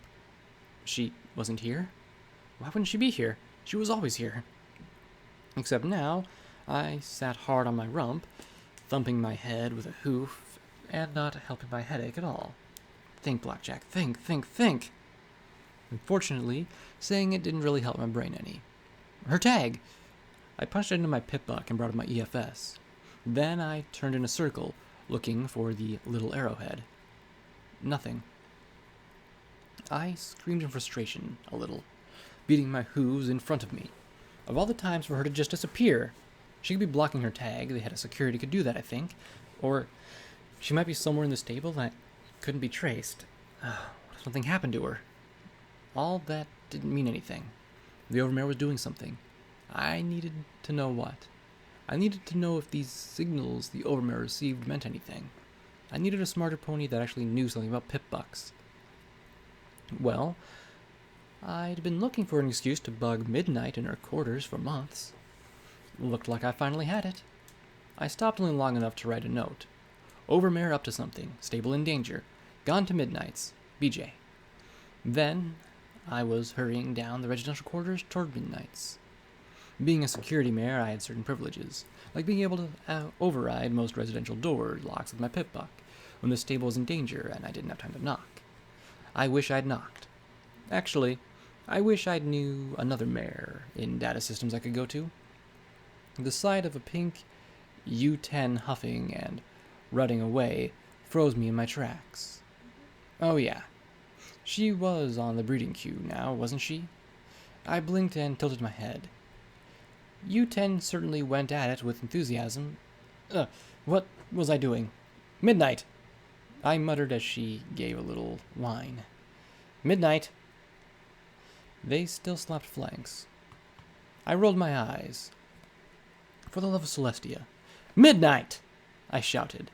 She shrieked as she finally stopped plowing her plot, and the two gawked at me. The pink buck pointed at me in confusion, and Midnight's pupils constricted. But Blackjack? U10 pointed his hoof at me. I didn't know I was scheduled for a double, he said as he checked his pip buck. Midnight, I need your help, I said as I approached her bed. Unlike my room, she kept hers spotless. Her terminal and workstation were both sparkling clean. Get out! She shrieked and charged at me, hammering away at me with her hooves. Of all the times to come to me for a flank spanking, you choose now? Get out right now, or I'll... I grabbed her shoulders and stared right into her eyes. This isn't about flank spank, okay? It's not about sex of any kind. And if you help me, I promise to never try to get under your tail again, all right? She closed her mouth, looking annoyed, then troubled, then a little pouty. All right, what do you need? The overmare is getting a signal from outside the stable, I explained, as I found the recording on my pip buck. I need to know what it's saying. Playing the odd string of beeps and boops seemed to finally convince her I was serious. She gave me one last long glance, and then sighed, turning to her workstation. You are going to owe me so much for this, Blackjack, she muttered as she activated her terminal. Her horn's magic pressed keys infinitely faster than I could. she attached a cable to my pip buck. U10 hummed to himself as he stood patiently off to the side of the door, looking over Midnight's knickknacks. Midnight's roommate was nowhere to be seen. No surprise, I knew I wouldn't want to be around another mare on the queue. Probably. It's a stable tech transmission code, all right. Old one, too. None of our stable security modifications. Midnight said softly as she worked. Time was crawling by, and I kept swapping my tag back and forth. Mom was off the system. Daisy was by the main entrance, I thought. So was the overmare. Now Daisy was moving back to security? My ears twitched as I thought I heard something. One benefit of life in Stable 99 was that the quarters were nearly soundproofed. Shouldn't be hard to clean it up, she said as she manipulated the file in her terminal. And done, she said triumphantly. Then she frowned. Wait, it's a text file? I blinked, leaning in to make sure I didn't mistake it. Stable Tech Security Forces incoming tonight. 0100 hours. Have EC 1101 prepared for extraction. You're doing the right thing, Overmare. You'll be getting control of your stable back. Deus. Stable Tech wants that program? Why? Midnight blinked. We haven't removed the encryption on it yet. I have no idea, I said with a sigh. Where is EC 1101? Wait, forget the file. In the stable's communication mainframe. You can access it in Maintenance 1 outside the Overmare's office. Since we can't break its encryption, I had it bundled for transport on a pip-buck. It's a weird file. I had to package it around a permanent rewrite protocol, she said in a rush. My ears twitched again at a distant sound. What was that noise, and why was my mane crawling? She must have taken my look for confusion, because she simplified herself for me. Once you put that file on your pip-buck, there's no way to take it off. It'll be permanently etched into the pip-buck's data matrix. I looked at her. She was still talking about the file. I looked at my pip-buck. One of the most commonly used features was the chronometer. The time? 01:22. There was a beep of an override on the door, and it hissed open. U10 smiled genuinely as he turned to face the door beside him. There were 500 ponies in Stable 99. I might not know them all by name, or even all of them by sight, but looking at the mare in the doorway, there was no way possible that she was from our stable. Her malted hide was a stained and blemished yellow, decorated with scars and bite marks. The whites of her eyes were stained a solid piss yellow. Her mane had been pulled into bloody spikes. She wore barding made of strips of leather and tires and decorated with countless nails jutting out. Her reeking brown teeth curled into a grin of pure glee. And any of us had the slightest doubt remaining, she blew off U10's head with the sawed-off single-barrel shotgun clenched in her jaws. Bits of bone, blood, and brain splattered both of us as the pink unicorn dropped in a thrashing heap. The mare spat out the gun, casually reloading it as she giggled. Bang! You're dead. She slurred around a bloody tongue. It looked chewed. Midnight stood there, stunned and wetting herself.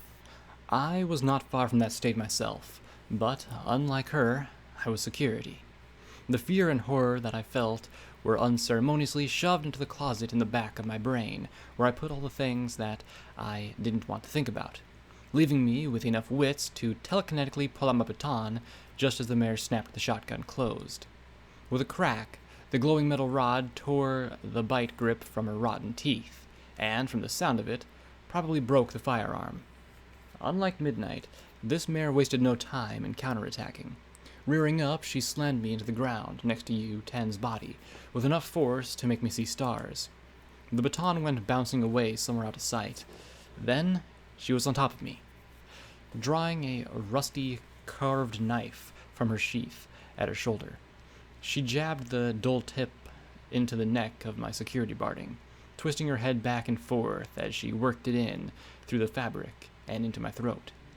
I glanced at the slain unicorn beside me and the paralyzed Midnight, who'd be next. I looked down at the knife and applied all my magic to the blade, fighting to twist it away. The rusty metal shook as the mare bit down even more tightly. Then, the rusty knife snapped in two, and I reversed the tip. With a telekinetic shove, I rammed the sharp metal deep into her throat, as deep as I could.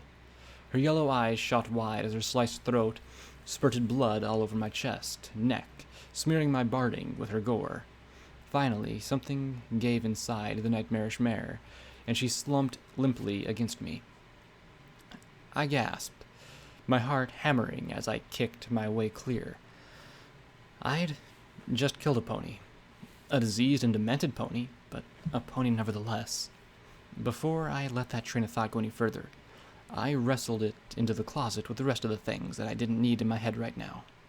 Because right now, Midnight was going into shock as she stared at the corpses in her quarters. I looked at the bloody pip-buck on the murderer's foreleg. It was from Stable 99, and from the gore covering most of it, I doubt that it had been removed or donned with a key. Number 340, I said softly. Snowdrop. A quiet, loyal security mare, who'd always been cool to me. One of the 9 that'd been with the overmare. You! Rasped a pony from the door, a unicorn floating a rusty razor blade in front of her. I found something better, I hoped, in the rusty 20-gauge shotgun dropped by the earth pony I just killed. I didn't even need to use the mouth grip. I slipped into Sats as she charged, the blade slashing wildly in front of her. The world dropped to a crawl. In the spell, I could target her legs, body, or... Time crawled forward, and the cone of lead blasted out at the end of the shotgun. I watched with sickening clarity as the lead abraded her face. She screamed, slashing blindly, kicking and biting with a frenzy. I grabbed her with my hooves to hold her still, reversing the butt of the gun and bringing it against her skull. Again. The two things broke, the butt of the gun and her skull. She flopped over limply, twitching spasmodically as I fought furiously to keep my focus. Don't think beyond right now. That closet was getting pretty full, though. Midnight was making little screams in her throat, and I stood, blocking the sight of the bodies. 2?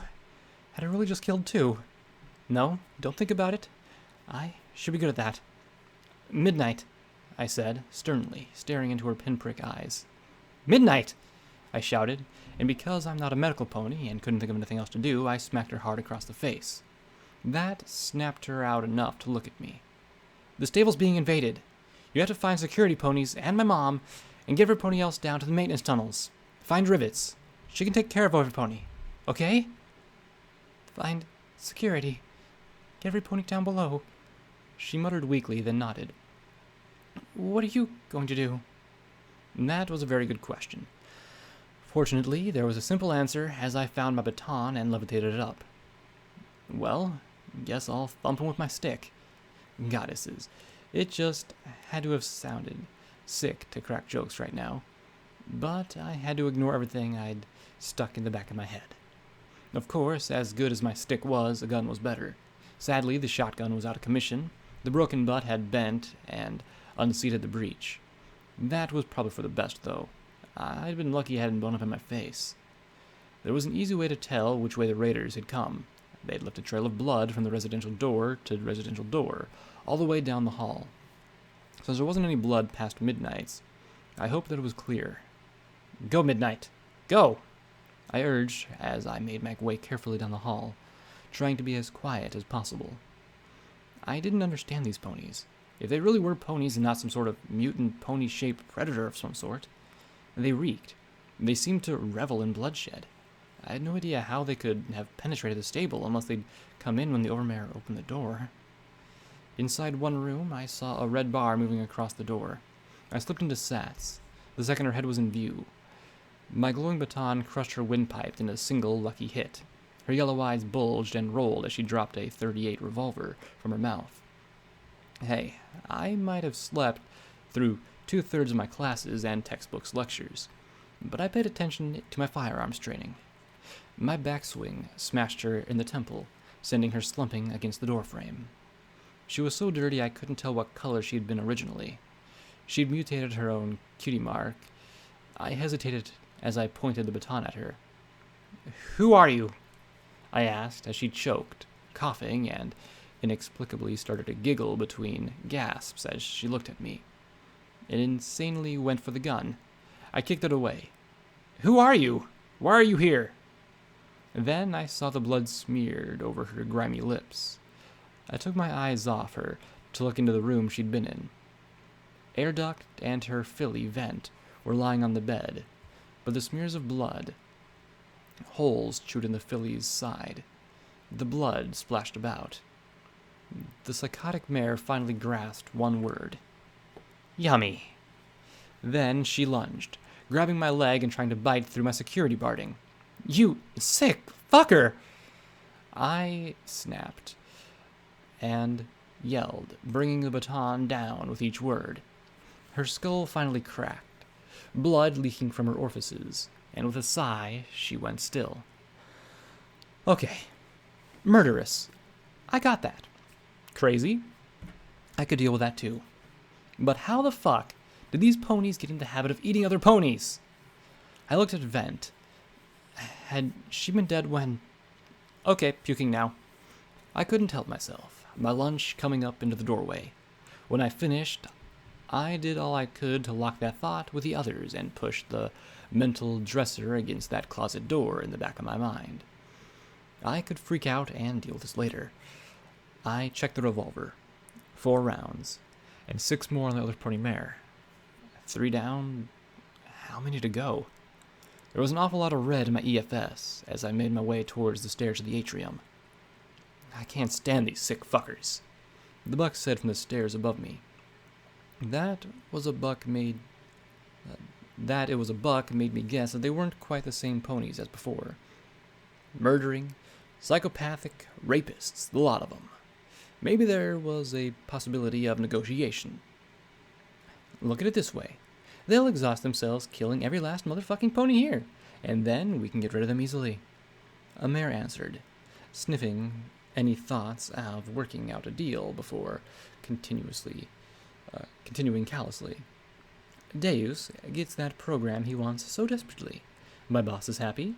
The Reapers are happy. Every pony wins. Except my damn stable, you mule. Makes me wonder what's so damn special about it. The buck muttered as I crept up the stairs. Deus just grabs a dozen of us at random from the area, trots us out here, fetches these nutjob raiders, and waits for the stupid cunt to open the door? He's smart. He knows a flash filly like me would never work with a half-heart gang loser like you to screw him. This way, every pony gets their caps, and every pony's happy, the mare said matter-of-factly. I could make out her head now, and I pointed the rusty .38 at it. I licked my lips and swallowed. All I had to do was pull the trigger. Just pull the trigger. But I wasn't like these other murderers. She seemed sane, if callous and wicked. Somehow I had no doubt she would have the same hesitation if I were in her sights. But that was the difference. If I killed her, I tried to push myself. The pale mare was dirty and streaked with blood, her shaggy black mane smeared with gore and some kind of grease. She had a necklace of cheap-looking gemstones. She was a pony. How could I just shoot her? Then she glanced at me, and her eyes widened and then narrowed as she smiled. "Ah, stable pony's got a piece. Bet she can't fire it," she said as she ducked her head into a leg holster and drew a weird metal box with a mouth grip. It didn't matter, though. If she was pointing it at me, I doubted it was anything good, and from the look in her eyes, the pale earth pony was dead certain that I wouldn't fire back. I wasn't sure if I could either. The shot was luck. Pure luck. It caught her in the left eye and blew a bloody chunk out behind her left ear and over the buck. Sprayed with brain and skull, the brown stallion staggered back as the pale mare dropped to the floor, muscles writhing for a moment before going still. The buck levitated a piece of sharpened rebar, like spear, as I tried for another shot, but the revolver gave an unearthly ring of rust and stopped. Hammer drawn back. I ducked under the deadly spur of metal and scrambled for the mare's strange box weapon thing. And there wasn't even a trigger. How was this thing supposed to work? I've never seen a beam gun before. A what? The metal box was whipped towards me again, and I barely brought the beam thingy up in time to block the tip. There was a flash, a fizzle, and the magical spur continued on, with no hesitation, right into my flesh. I screamed as the sharpened steel caught me on the collar and ripped my hoof-long tear down the side of my neck. Again, it was only luck that protected me as I fell back, tumbling down the stairs as my own blood smeared my barding and splattered the steps. I landed on my back as the scraggly brown buck descended with a crude but effective weapon ready to spear me like a rat roach. "Stupid, soft stable ponies," he said as he raised the sharpened bar. I watched, unable to move, sure that I was about to die. There was then the resounding sound of a gunshot in the halls, and a hoof-sized hole appeared in his chest. His eyes popped wide as he jerked back, staring down the hall past me. "No pony kills ponies in my stable," Mom said firmly, her sidearm floating precisely over her eye. As her second bullet caught him in the face and tore off half his head, I doubted that she even needed sats. I stared at his body as all those thoughts I'd stuffed into the mental closet started to tear down that door. My throat began to work as it started to drain holes in its head. I had to do something. Something. Scream, vomit, wet myself, curl up into a ball, sucking my hoof until it was all over. Something. Blackjack. Mom's voice cut in through all that, and I tore myself away from the brown, open corpse. "We still have a stable to save." Her calm words were layered with a concrete across a closet door in my mind. As much as I'd love to fall apart, I couldn't. Not now. Not in front of her. Even if I was the worst security pony in Equestria, my stable was in danger. "Yeah, sure," I said, as I stood on my hooves. In her eyes I saw overwhelming pride. It helped reinforce that concrete. "So, what's the plan?" "A plan would be nice, so long as it wasn't my plan." "I still don't know what's going on or how these things got in here," she said as she checked her sidearm. "Some pony taught them the basics of how to use pip-bucks. They went right for security pony's quarters. I'm just glad they didn't get far. Distracted by all the foals to slaughter. Damn it. If I would have just been faster, I could have done something." "Yeah, but how did they get them on? They would have had to..."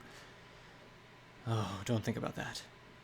"Okay, well, they're here because the overmare let them in." And in that comment I saw several fuses blow in my mom's mind. "I'm pretty sure she wanted to use them to take on rivets." "Take on rivets? Rivets is the head of maintenance." "Well, tell it to the little psycho when we find her," I countered. "She got duct tape to open the hatch and find something these invaders wanted. These ponies didn't just come here to kill. They came here for a program the overmare found in the stable." "A program?" my mother asked with a frown. "Why don't they just take it and leave?" "Because they're evil?" I suggested, looking up the stairs towards the atrium. She didn't laugh, but she gave me the ghost of a smile. "If I can get to the terminal in Maintenance 1, I can put it on my pip-buck and then do something. Something to get them out of the stable? But what? Throw it out the main hatch and close it behind them? No, that wouldn't work." "Ugh. Why can't a smart pony figure this stuff out?" I whined as Lock and Barrel, two A-shift mares, came up with batons out. For them to leave, the program would have to leave too. Some pony would have to take it out. "What if I took EC 1101 outside. They'd have to follow me then, wouldn't they? Don't be ridiculous, Blackjack. It's almost certain death outside. Mom retorted immediately. It's pretty reliable death in here, Mom. Miss Head Security Mare, ma'am? I fumbled, blushing a little. She swept me into a hug. Okay, now I was blushing a lot. She quickly let me go, reddening herself. Mom never was very good with being a mom. Not that she was a bad mom, just... why did I have to get so many conflicting things going in my brain right now? Gin Rummy took point, going up into the atrium. As we advanced up the stairs, I heard a filly squeal. Harsh laughter filled the air as we reached the doorway. Carefully, we peeked around the corner. The invaders were on the far side of the atrium, right outside the door to the stable entry. At least a dozen mares were dead. From the smears of blood, they'd been dragged here from their quarters below. The door to security was clear. Come on, we can make a run for it, Locke said eagerly, and then without waiting, jumped out the doorway. The blue mare was fast. In recreation, she could do a lap around the exercise grounds in under a minute. This was at most 100 feet. Thunder filled the atrium, and Locke exploded into bloody chunks. The wall behind her buckled. But despite all that, I didn't stare at the heap of her remains. I stared from where the thunder had came from. From the midst of the staggering invaders rose a thing. A thing of pony and metal. Hydraulics braced the metal plates attached to its hide as it stepped forward. For all its mass, it seemed to trot almost effortlessly. Red eyes stared at where Locke had been blown to pieces. Two huge guns pointed over its shoulders, cannons built into its body. And then it slurred in a metallic-sounding voice. Cunt. Thought she was fast. Cunt was wrong. The invaders laughed in agreement. Now watch the door. Might need to go get another batch of raiders. Go get more? As long as that thinging was here, the door open. Why not? It could just be sending in more killers. A half dozen moved forward. One more of them wearing a bloody pip-buck. Hey, red bars! He crowed in glee. These fucking things are great! Cunts still got some fight in them. Cunts are fucked. From the laughter of the others, I really couldn't disagree. We fell back. Now what? Beryl asked, the green mare visibly shaking in fear. I'm open to suggestions, Mom said grimly. I frowned, then looked back at the landing. I've got an idea. This was a terrible idea, but it was mine and the only one we had. I'd shucked my security barding and was now putting on the ratty cloth of a unicorn mare. The coloring was close, and Mom was blackening the red in my mane with grease from the maintenance closet. Good thing your horn is so small, little fishy, she said, finally past all of her arguments on why this wouldn't work. Mom was lavender, Beryl was green. I was the only filly that looked close to the mare I'd killed. Mom, I'm about to pretend to be a psychotic wild pony. I replied flatly. Please don't call me that. The last thing I needed was that stupid name, and her talking about my horn, which wasn't that small anyway. It was just compact. This is suicide, Beryl muttered as she smeared more dirt on my mane and tail. Then they won't expect that, I said. How are you going to get past their EFS? Beryl countered. I rounded on her. Beryl, do you want to do this? The green mare looked like she wanted to crawl under her bed and cry. I knew I did. I looked at Mom. How am I going to get from security to the entry, though? Folks will notice too soon if I just trot out past them. There's a passage from the overmare's office to the entry chamber. The overmare's grandmother used it to sneak out of her quarters after curfew. Mom said as she transferred the code to my pip-buck. That should get you through. I doubt the overmare even knows it exists. She sighed as she looked me in the eye. Are you sure you want to do this? I'm the only one who can, I replied evenly. It wasn't like there were countless pale security mares. The only other two were Daisy and Snowdrop. So, if I make it, close up the stable as quick as you can. Heck, I'd reseal it if I were you.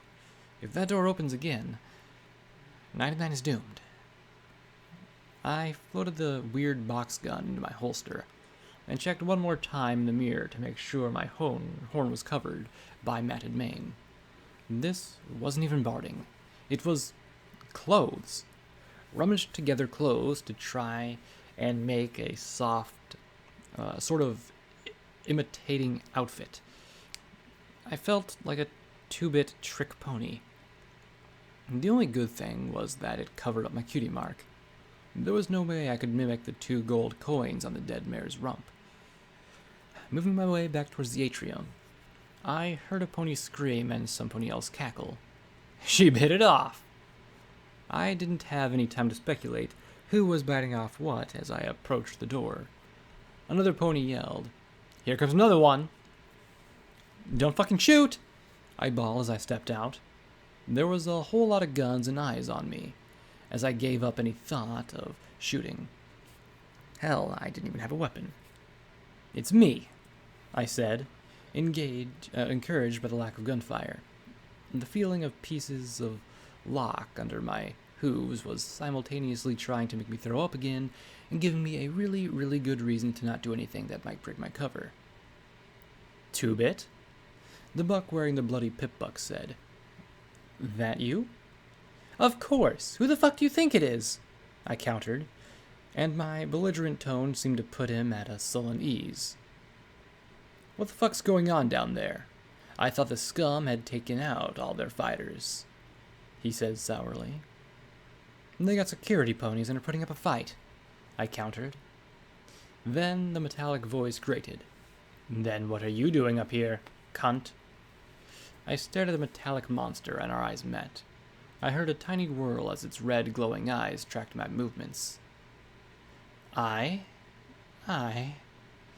nearly died right there. Because of that instant, I almost forgot that I was supposed to be an earth pony.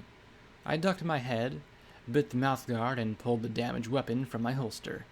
Apparently, something about that struck half the ponies as hilarious. Flasher lost her flash. The buck wearing the pip-buck roared in glee. I wanted to balk.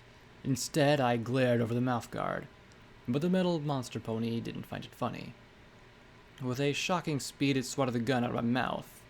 And suddenly, the only ponies laughing were the yellow-eyed, mangy ponies with their insane giggles.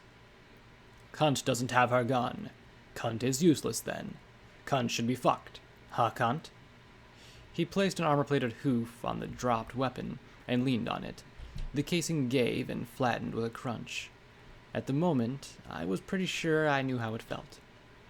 I suddenly became very aware of one part of him that wasn't mechanical, a part that I was fairly sure was going to be inside me in a few seconds. I became aware of a whisper and looked over at a prone white shape. The overmare. One of the filthy yellow-eyed ponies was pinning her down and raping her mouth and flanks bloody. The idea was utterly alien to me, and I did all I could to tear my eyes away and hide my horror. Mares might occasionally force another mare against her will, a Class A crime, but for a buck to do that to a mare was... Focus, Blackjack. "I'm not useless," I answered as evenly as I could. "I heard one of those stable ponies talk about a program you want and where to get it. It is set for a one-time transfer onto these pip-buck things." He looked over at the overmare. So, the little cunt wasn't lying. "I told you," she sobbed, as she lay there like limp meat, blood streaking her muzzle and flanks alike. As much as I didn't want to get blown into pony pieces, I'd take it over that. "I'll go get it for you," I said evenly. His red glowing eyes drilled into me. "I'm getting bored, cunt.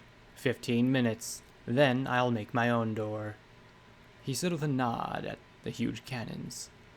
A brown unicorn buck stepped forward. "You can't, Deus. If you destroy the terminal, then Sanguine will never get the file." This unicorn didn't fit in with the others. Despite the fact that he wore the same dirty clothes, he seemed cleaner, healthier, though still scrawny. The pit buck on his leg didn't look like it had been stripped from another mare. Then I glanced at his flank, a blue male symbol with 21 dots beneath it. A stable 99 buck? How? I don't care. I want these cunts dead. Fucked and dead, or dead and fucked. I don't care. This is taking too long. He said almost in pain before he stared at me. Fetch, cunt. Kill the ones left up there and bring me the program. Do it now, cunt. Wow, Deus certainly had a favorite word, didn't he? I should go with her. I should be the one who gets it. The brown unicorn whined. Now I recognized him. He'd be in my breeding queue once. The whimpering U-21 now. I'd never signed up for him again. I thought he'd been retired a month ago. I don't care who gets it. Get it! He bellowed, and now seemed like the perfect time to run to security. U-21 scrambled past me to get through the hatch first. Okay. Get the program, don't get killed. Get the program, don't get killed. He muttered. I stopped him at the foot of the stairs, hearing banging from above. What's going on up there? What's going on? Those two security mares who escaped barricaded themselves inside. That's what. He stared at me in confusion. I felt a little stir of glee, and Deus, massive as he was, couldn't fit through the door, and couldn't blast it bigger without risk of breaking the program. Daisy made it? Of course she made it. She was too tough and mean to get killed by any pony. Daisy? His eyes popped wide, and he reached up a hoof to brush my matted mane aside, to uncover my compact horn. Blackjack! That's me. How did you end up with... But my attempts at interrogation were as for naught, as he opened his muzzle wide to yell. I shoved my right hoof into his mouth. Really sorry about this. I apologized, then swung my pip buck hard. The reinforced casing smacked into his head once, twice, thrice. Finally, he went down into a quaking ball. Not concussed, but too traumatized at the moment to bring shit down on me. Like I said, really sorry. Unless he was involved in all this. I ran up to the security level and heard the yelling and banging. There was a door that divided the overmare's office, armory, and some utility rooms from detention, briefing, and the gun range. The door itself had been forced open, but Daisy had barricaded it with a desk. Now a huge red mare with a fire axe was chopping her way through it. Three were cheering her on, shouting encouragement as they either brandished their own weapons or giggled in glee. One dingy unicorn mare chewed on her own bloodied hoof as she rocked in place and fiddled with the security shotgun in her faltering magic glow. A second earth pony buck brandished an automatic pistol as he growled and spat cheers around the mouth of the grip. The last was another yellowed buck, grinning in glee and anticipation, and knocking a baseball bat between his forelegs as the red mare chopped again and again. Hey, can I see that? I asked, as I pointed a hoof at the shotgun and a grin at the mare. The pupils of her yellow eyes were pinpricks. Who the fuck gave this mare a gun? She was chewing on the end of her legs so much that I thought she was going to gnaw it right off. She gave a delighted giggle and pointed it at me. See? I nearly soiled myself as she pulled the trigger. At least, no pony had been dumb enough to give her ammunition. Give me that, I said as I grabbed the floating weapon with my hooves. Her magic was shit and collapsed as I tugged it from her grasp. Where are the shells? I asked the automatic-wielding buck. He arched a brow skeptically, looking at my empty holster. It broke, okay? He snorted and tossed a small bag of 20-gauge buckshot shells. My horn glowed as I loaded the rounds into the gun. He spat his pistol into his holster to speak. Just make sure you keep it away from that psycho, he said, not taking his eyes off the barricade, and waving a foreleg at the mare I had taken the shotgun from. Why the hell Deus brought them along, I'll never know. What's wrong with her? I asked. Who knows? Raider scum like her are all alike, he muttered. Once they get that way, they're as good as dead. He looked at me as I racked the shells into the chamber. You know how to use that thing? Then his eyes widened as he looked at the glowing shotgun. Wait, weren't you? Yep, was all I replied, looking at him right in the eyes as I slipped into Sats and realized that what I was about to do. What I was really about to do. The sane raiders I'd killed had been attacking me, and she'd died more by accident than anything. But now, with time practically frozen, I looked into his eyes and deliberately toggled 2 shotgun blasts to the head. It was still self-defense, as I was security and I was protecting my stable. It didn't make it any easier, but it made it possible. Time returned, moving as if in molasses. The stable tech assisted targeting spell slowly discharged, and I watched the cone of lead fan out in a narrow wedge of death. I watched his flesh pulverize and tear away with each pellet, his head deform, and blood and bone fly away behind him. The second shot repeated the devastation, and I watched in horrification and fascination as his head detached completely as he dropped like a sack of meat. I stood there for a second, staring in shock. I'd just decapitated a pony. It was a second too long. With a scream, the mare with the bloody hoof launched herself at me as the buck with the baseball bat swung it wildly. The clothes I wore were little protection against the heavy impacts of the bat. Sweet Celestia had driven nails through the end. I cried out in pain as the rusty lengths pierced deep into my shoulder. This seemed to make the mare enter into a frenzy of biting and chewing, snapping at my neck as I tried to shove her away. The only upside was that, with the 2 crowding me, the mare with the fire axe couldn't chop me down. Unfortunately, she had the presence of mind to drive for the dropped automatic. Sats took a while to recharge, so in the meantime I backpedaled for the stairs, firing wildly at the maddened pair. One of the perks of a shotgun was that close was good enough in tight quarters like this. The shotgun held 5 more shells, and I pumped them out as rapidly as I could, the buckshot peppering them with oozing wounds. It was nowhere near as effective as the first 2 shots, though. Sat's accuracy was truly terrifying. I was glad that none of these ponies seemed to have access to it or knew what it could do. The buck went down with the 4th round, giggling as foamy blood poured from his mouth. The 5th shot missed the mare entirely, and she slammed her bloody hooves against me in a frenzy, cackling all the while. I saw the red mare pick up the dropped automatic pistol and turn towards me. I don't have time for this, I shouted, throwing my hooves around the frenzied mare's throat and twisting as my horn furiously scrambled to reload. The pistol's 9mm rounds thumped into the mare in the mare's abdomen. Clearly, these psychotic mares were disposable. She didn't even seem to realize she was shot, but I certainly did as I felt the bite of one of the traveling rounds travel through my temporary shield. Hugs! The mare rattled in my ear before she slowly slumped down out of my grasp. Fortunately, I reloaded my weapon, and the red mare seemed to realize that shotgun trumped pistol and axe. I fired as rapidly as I could as she searched for her axe in her mouth and raced across into the briefing room. Reloading, I ran to the door. There were a few offices and detention through here. She could be... Then there was a bang behind me, and 10 red-hot needles stabbed into my rump. Screw this plan. I was never going to get going without barting again. I saw the honey-yellow glow around the shotgun and cried, Marmalade, his blackjack, stop shooting me! I could feel the burn of pellets in my backside.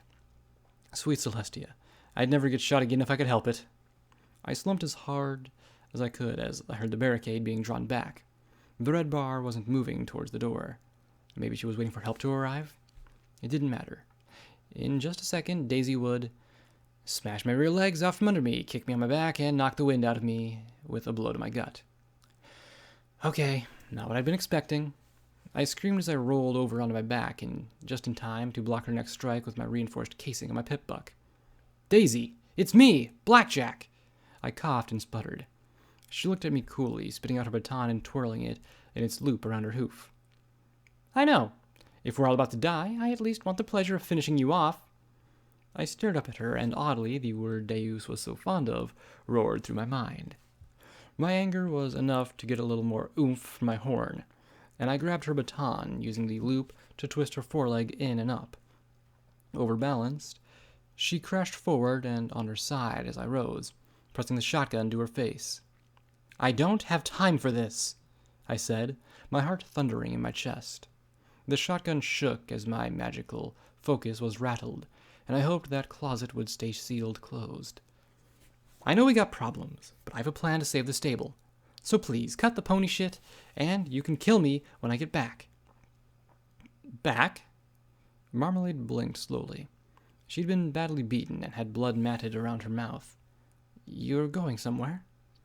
"Outside," I said as I turned around from Daisy. I couldn't kill her. I had a better chance of killing her by accident than intentionally. "But you'll die," Marmalade said softly. "I don't want you to go." I rose to my hooves, my backside really complaining as I limped for the door. "Really? Why?"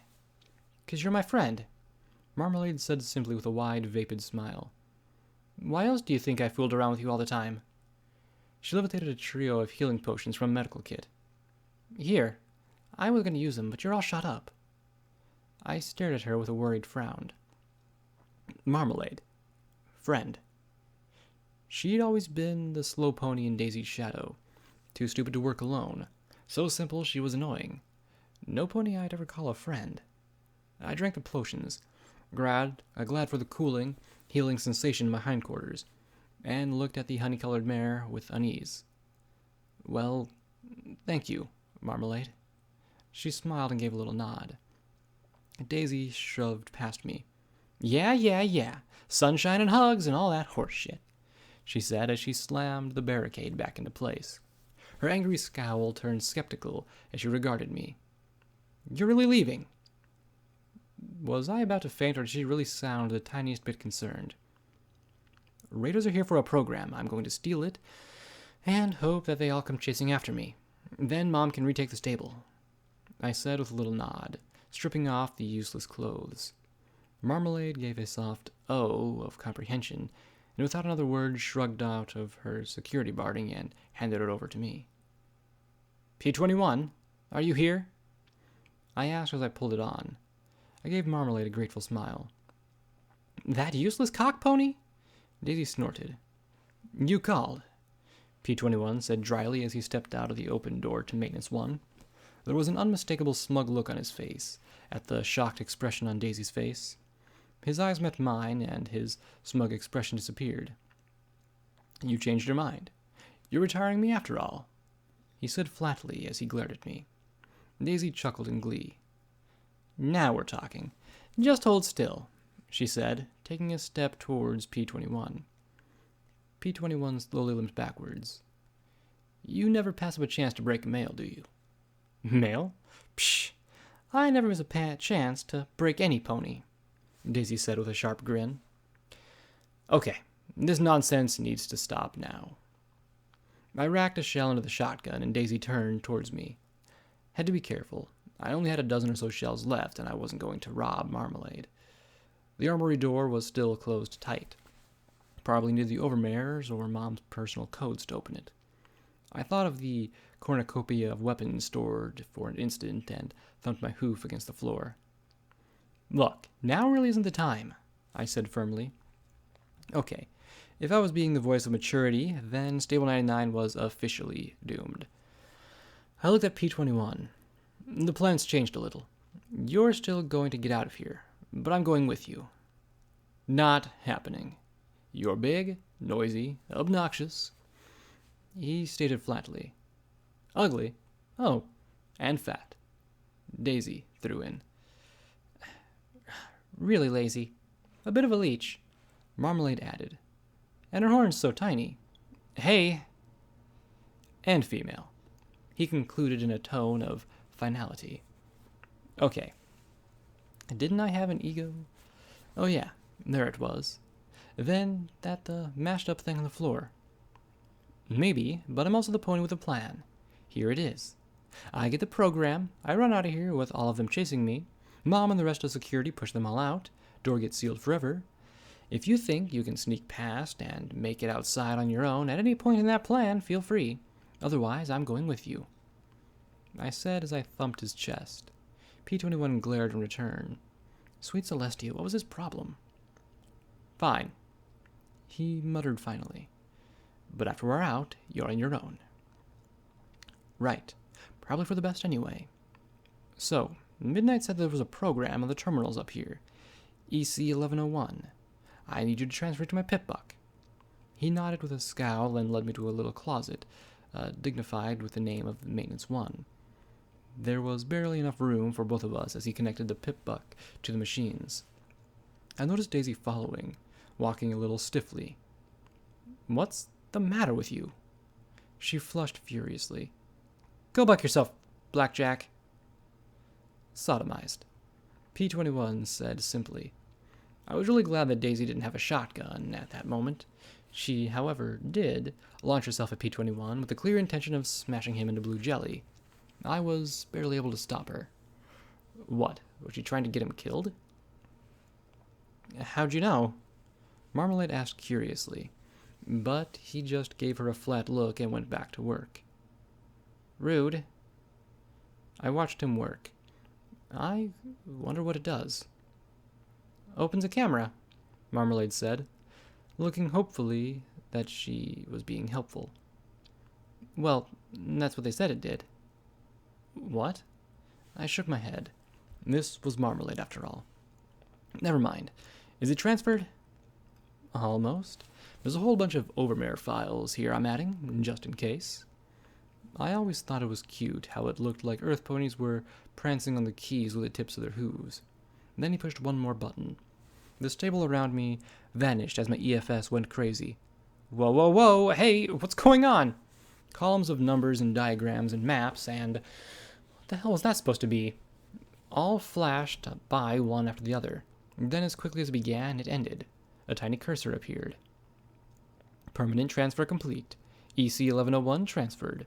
Warning, unknown encryption detected. Warning, biomedical, peripheral insufficient. Warning, navigational data unavailable. Warning, Equestrianet data connection not available. Please commence manual transmission. Please. What? I opened my mouth to see if a smart pony might have an explanation for what just happened, but at that moment there was a roar from the atrium followed by an explosion that shook my teeth. I suspected that Deus had gotten tired of waiting. Okay, the running part of the plan. Problem, he muttered, pointing at his injured leg. Oh, yeah, that. I pull out another syringe of Med-X, jabbed it into his leg, and injected the painkiller. Problem solved. I could have used some myself. I had one hell of a headache from that light show. We moved into the Overmare's office. The room looked ransacked. It had probably been searched before Daisy and Marmalade got away. They hadn't guessed that the program was in a little room next door, though it looked like some pony had pissed all over the Overmare's huge ring-shaped desk. It was still intact, as it was an old piece of paper taped behind it. The title caught my eye. Enemies was crookedly scrawled at the top of the page in large block print. There was a lot of names that topped that list. Topping it, and circled, Overmare. She counted herself as an enemy? Rivet's name was right underneath it. Mom's name had question marks around it. Daisy was on it? Not me, of course, but... oh, wait. There I was, at the bottom. Focus! No time for this. I assessed her terminal and used the code Mom had given me. The desk hissed as it slowly rose into the air on hydraulic legs, revealing stairs disappearing into the gloom below. I activated the lamp on my pip-buck and threaded my way down with P-21 right behind me. A minute later, the desk closed behind us as another impact reverberated throughout the stable. We moved down the hall to the second door, and I used the code again. Slowly, it opened. Very thankfully, the noise it made was relatively quiet compared to the racket in the atrium. The entry hatch to the stable, a massive cog-tooth-shaped slab of metal, was rolled away to one side, and a long, rough walk wall tunnel led up and beyond.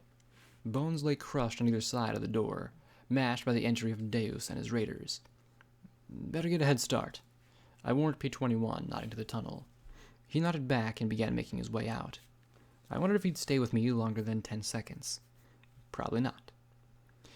Going to the door from the entry room to the atrium, I saw the overmare lying limp against the larger room's walls.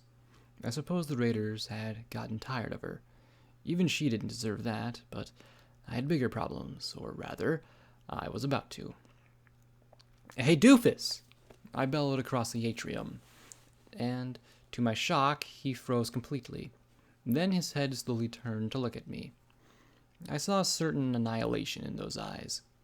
"Got your program right here, jackass!" The raiders around him looked even more shocked than Deus. Then he was turning, and I suddenly had a vision of a cloud of blackjack settling around a pip-buck and a hoof. "Oh shit, oh shit, oh shit, oh shit, oh shit," I thought as I turned and raced through the stable door. "Cunt!" he roared, and the shells detonated from behind me. Luckily, luck saved me from a messy splat of bones churned beneath my hooves. I caught up to P-21 and shouted, "Running now!" from the roaring behind me. The plan had worked, and I was leaving the safety and security of my stable with a pissy, hostile male, an unknown destination ahead, a mechanical nightmare pony of death behind me, and a mysterious program that apparently sparked it all. Odds were that, if I survived the next 5 minutes, I'd be wishing I were dead inside of a month. So, why was I smiling so much? Level up. New perk, rapid reload. All of your weapons' reloads are 25% faster than normal.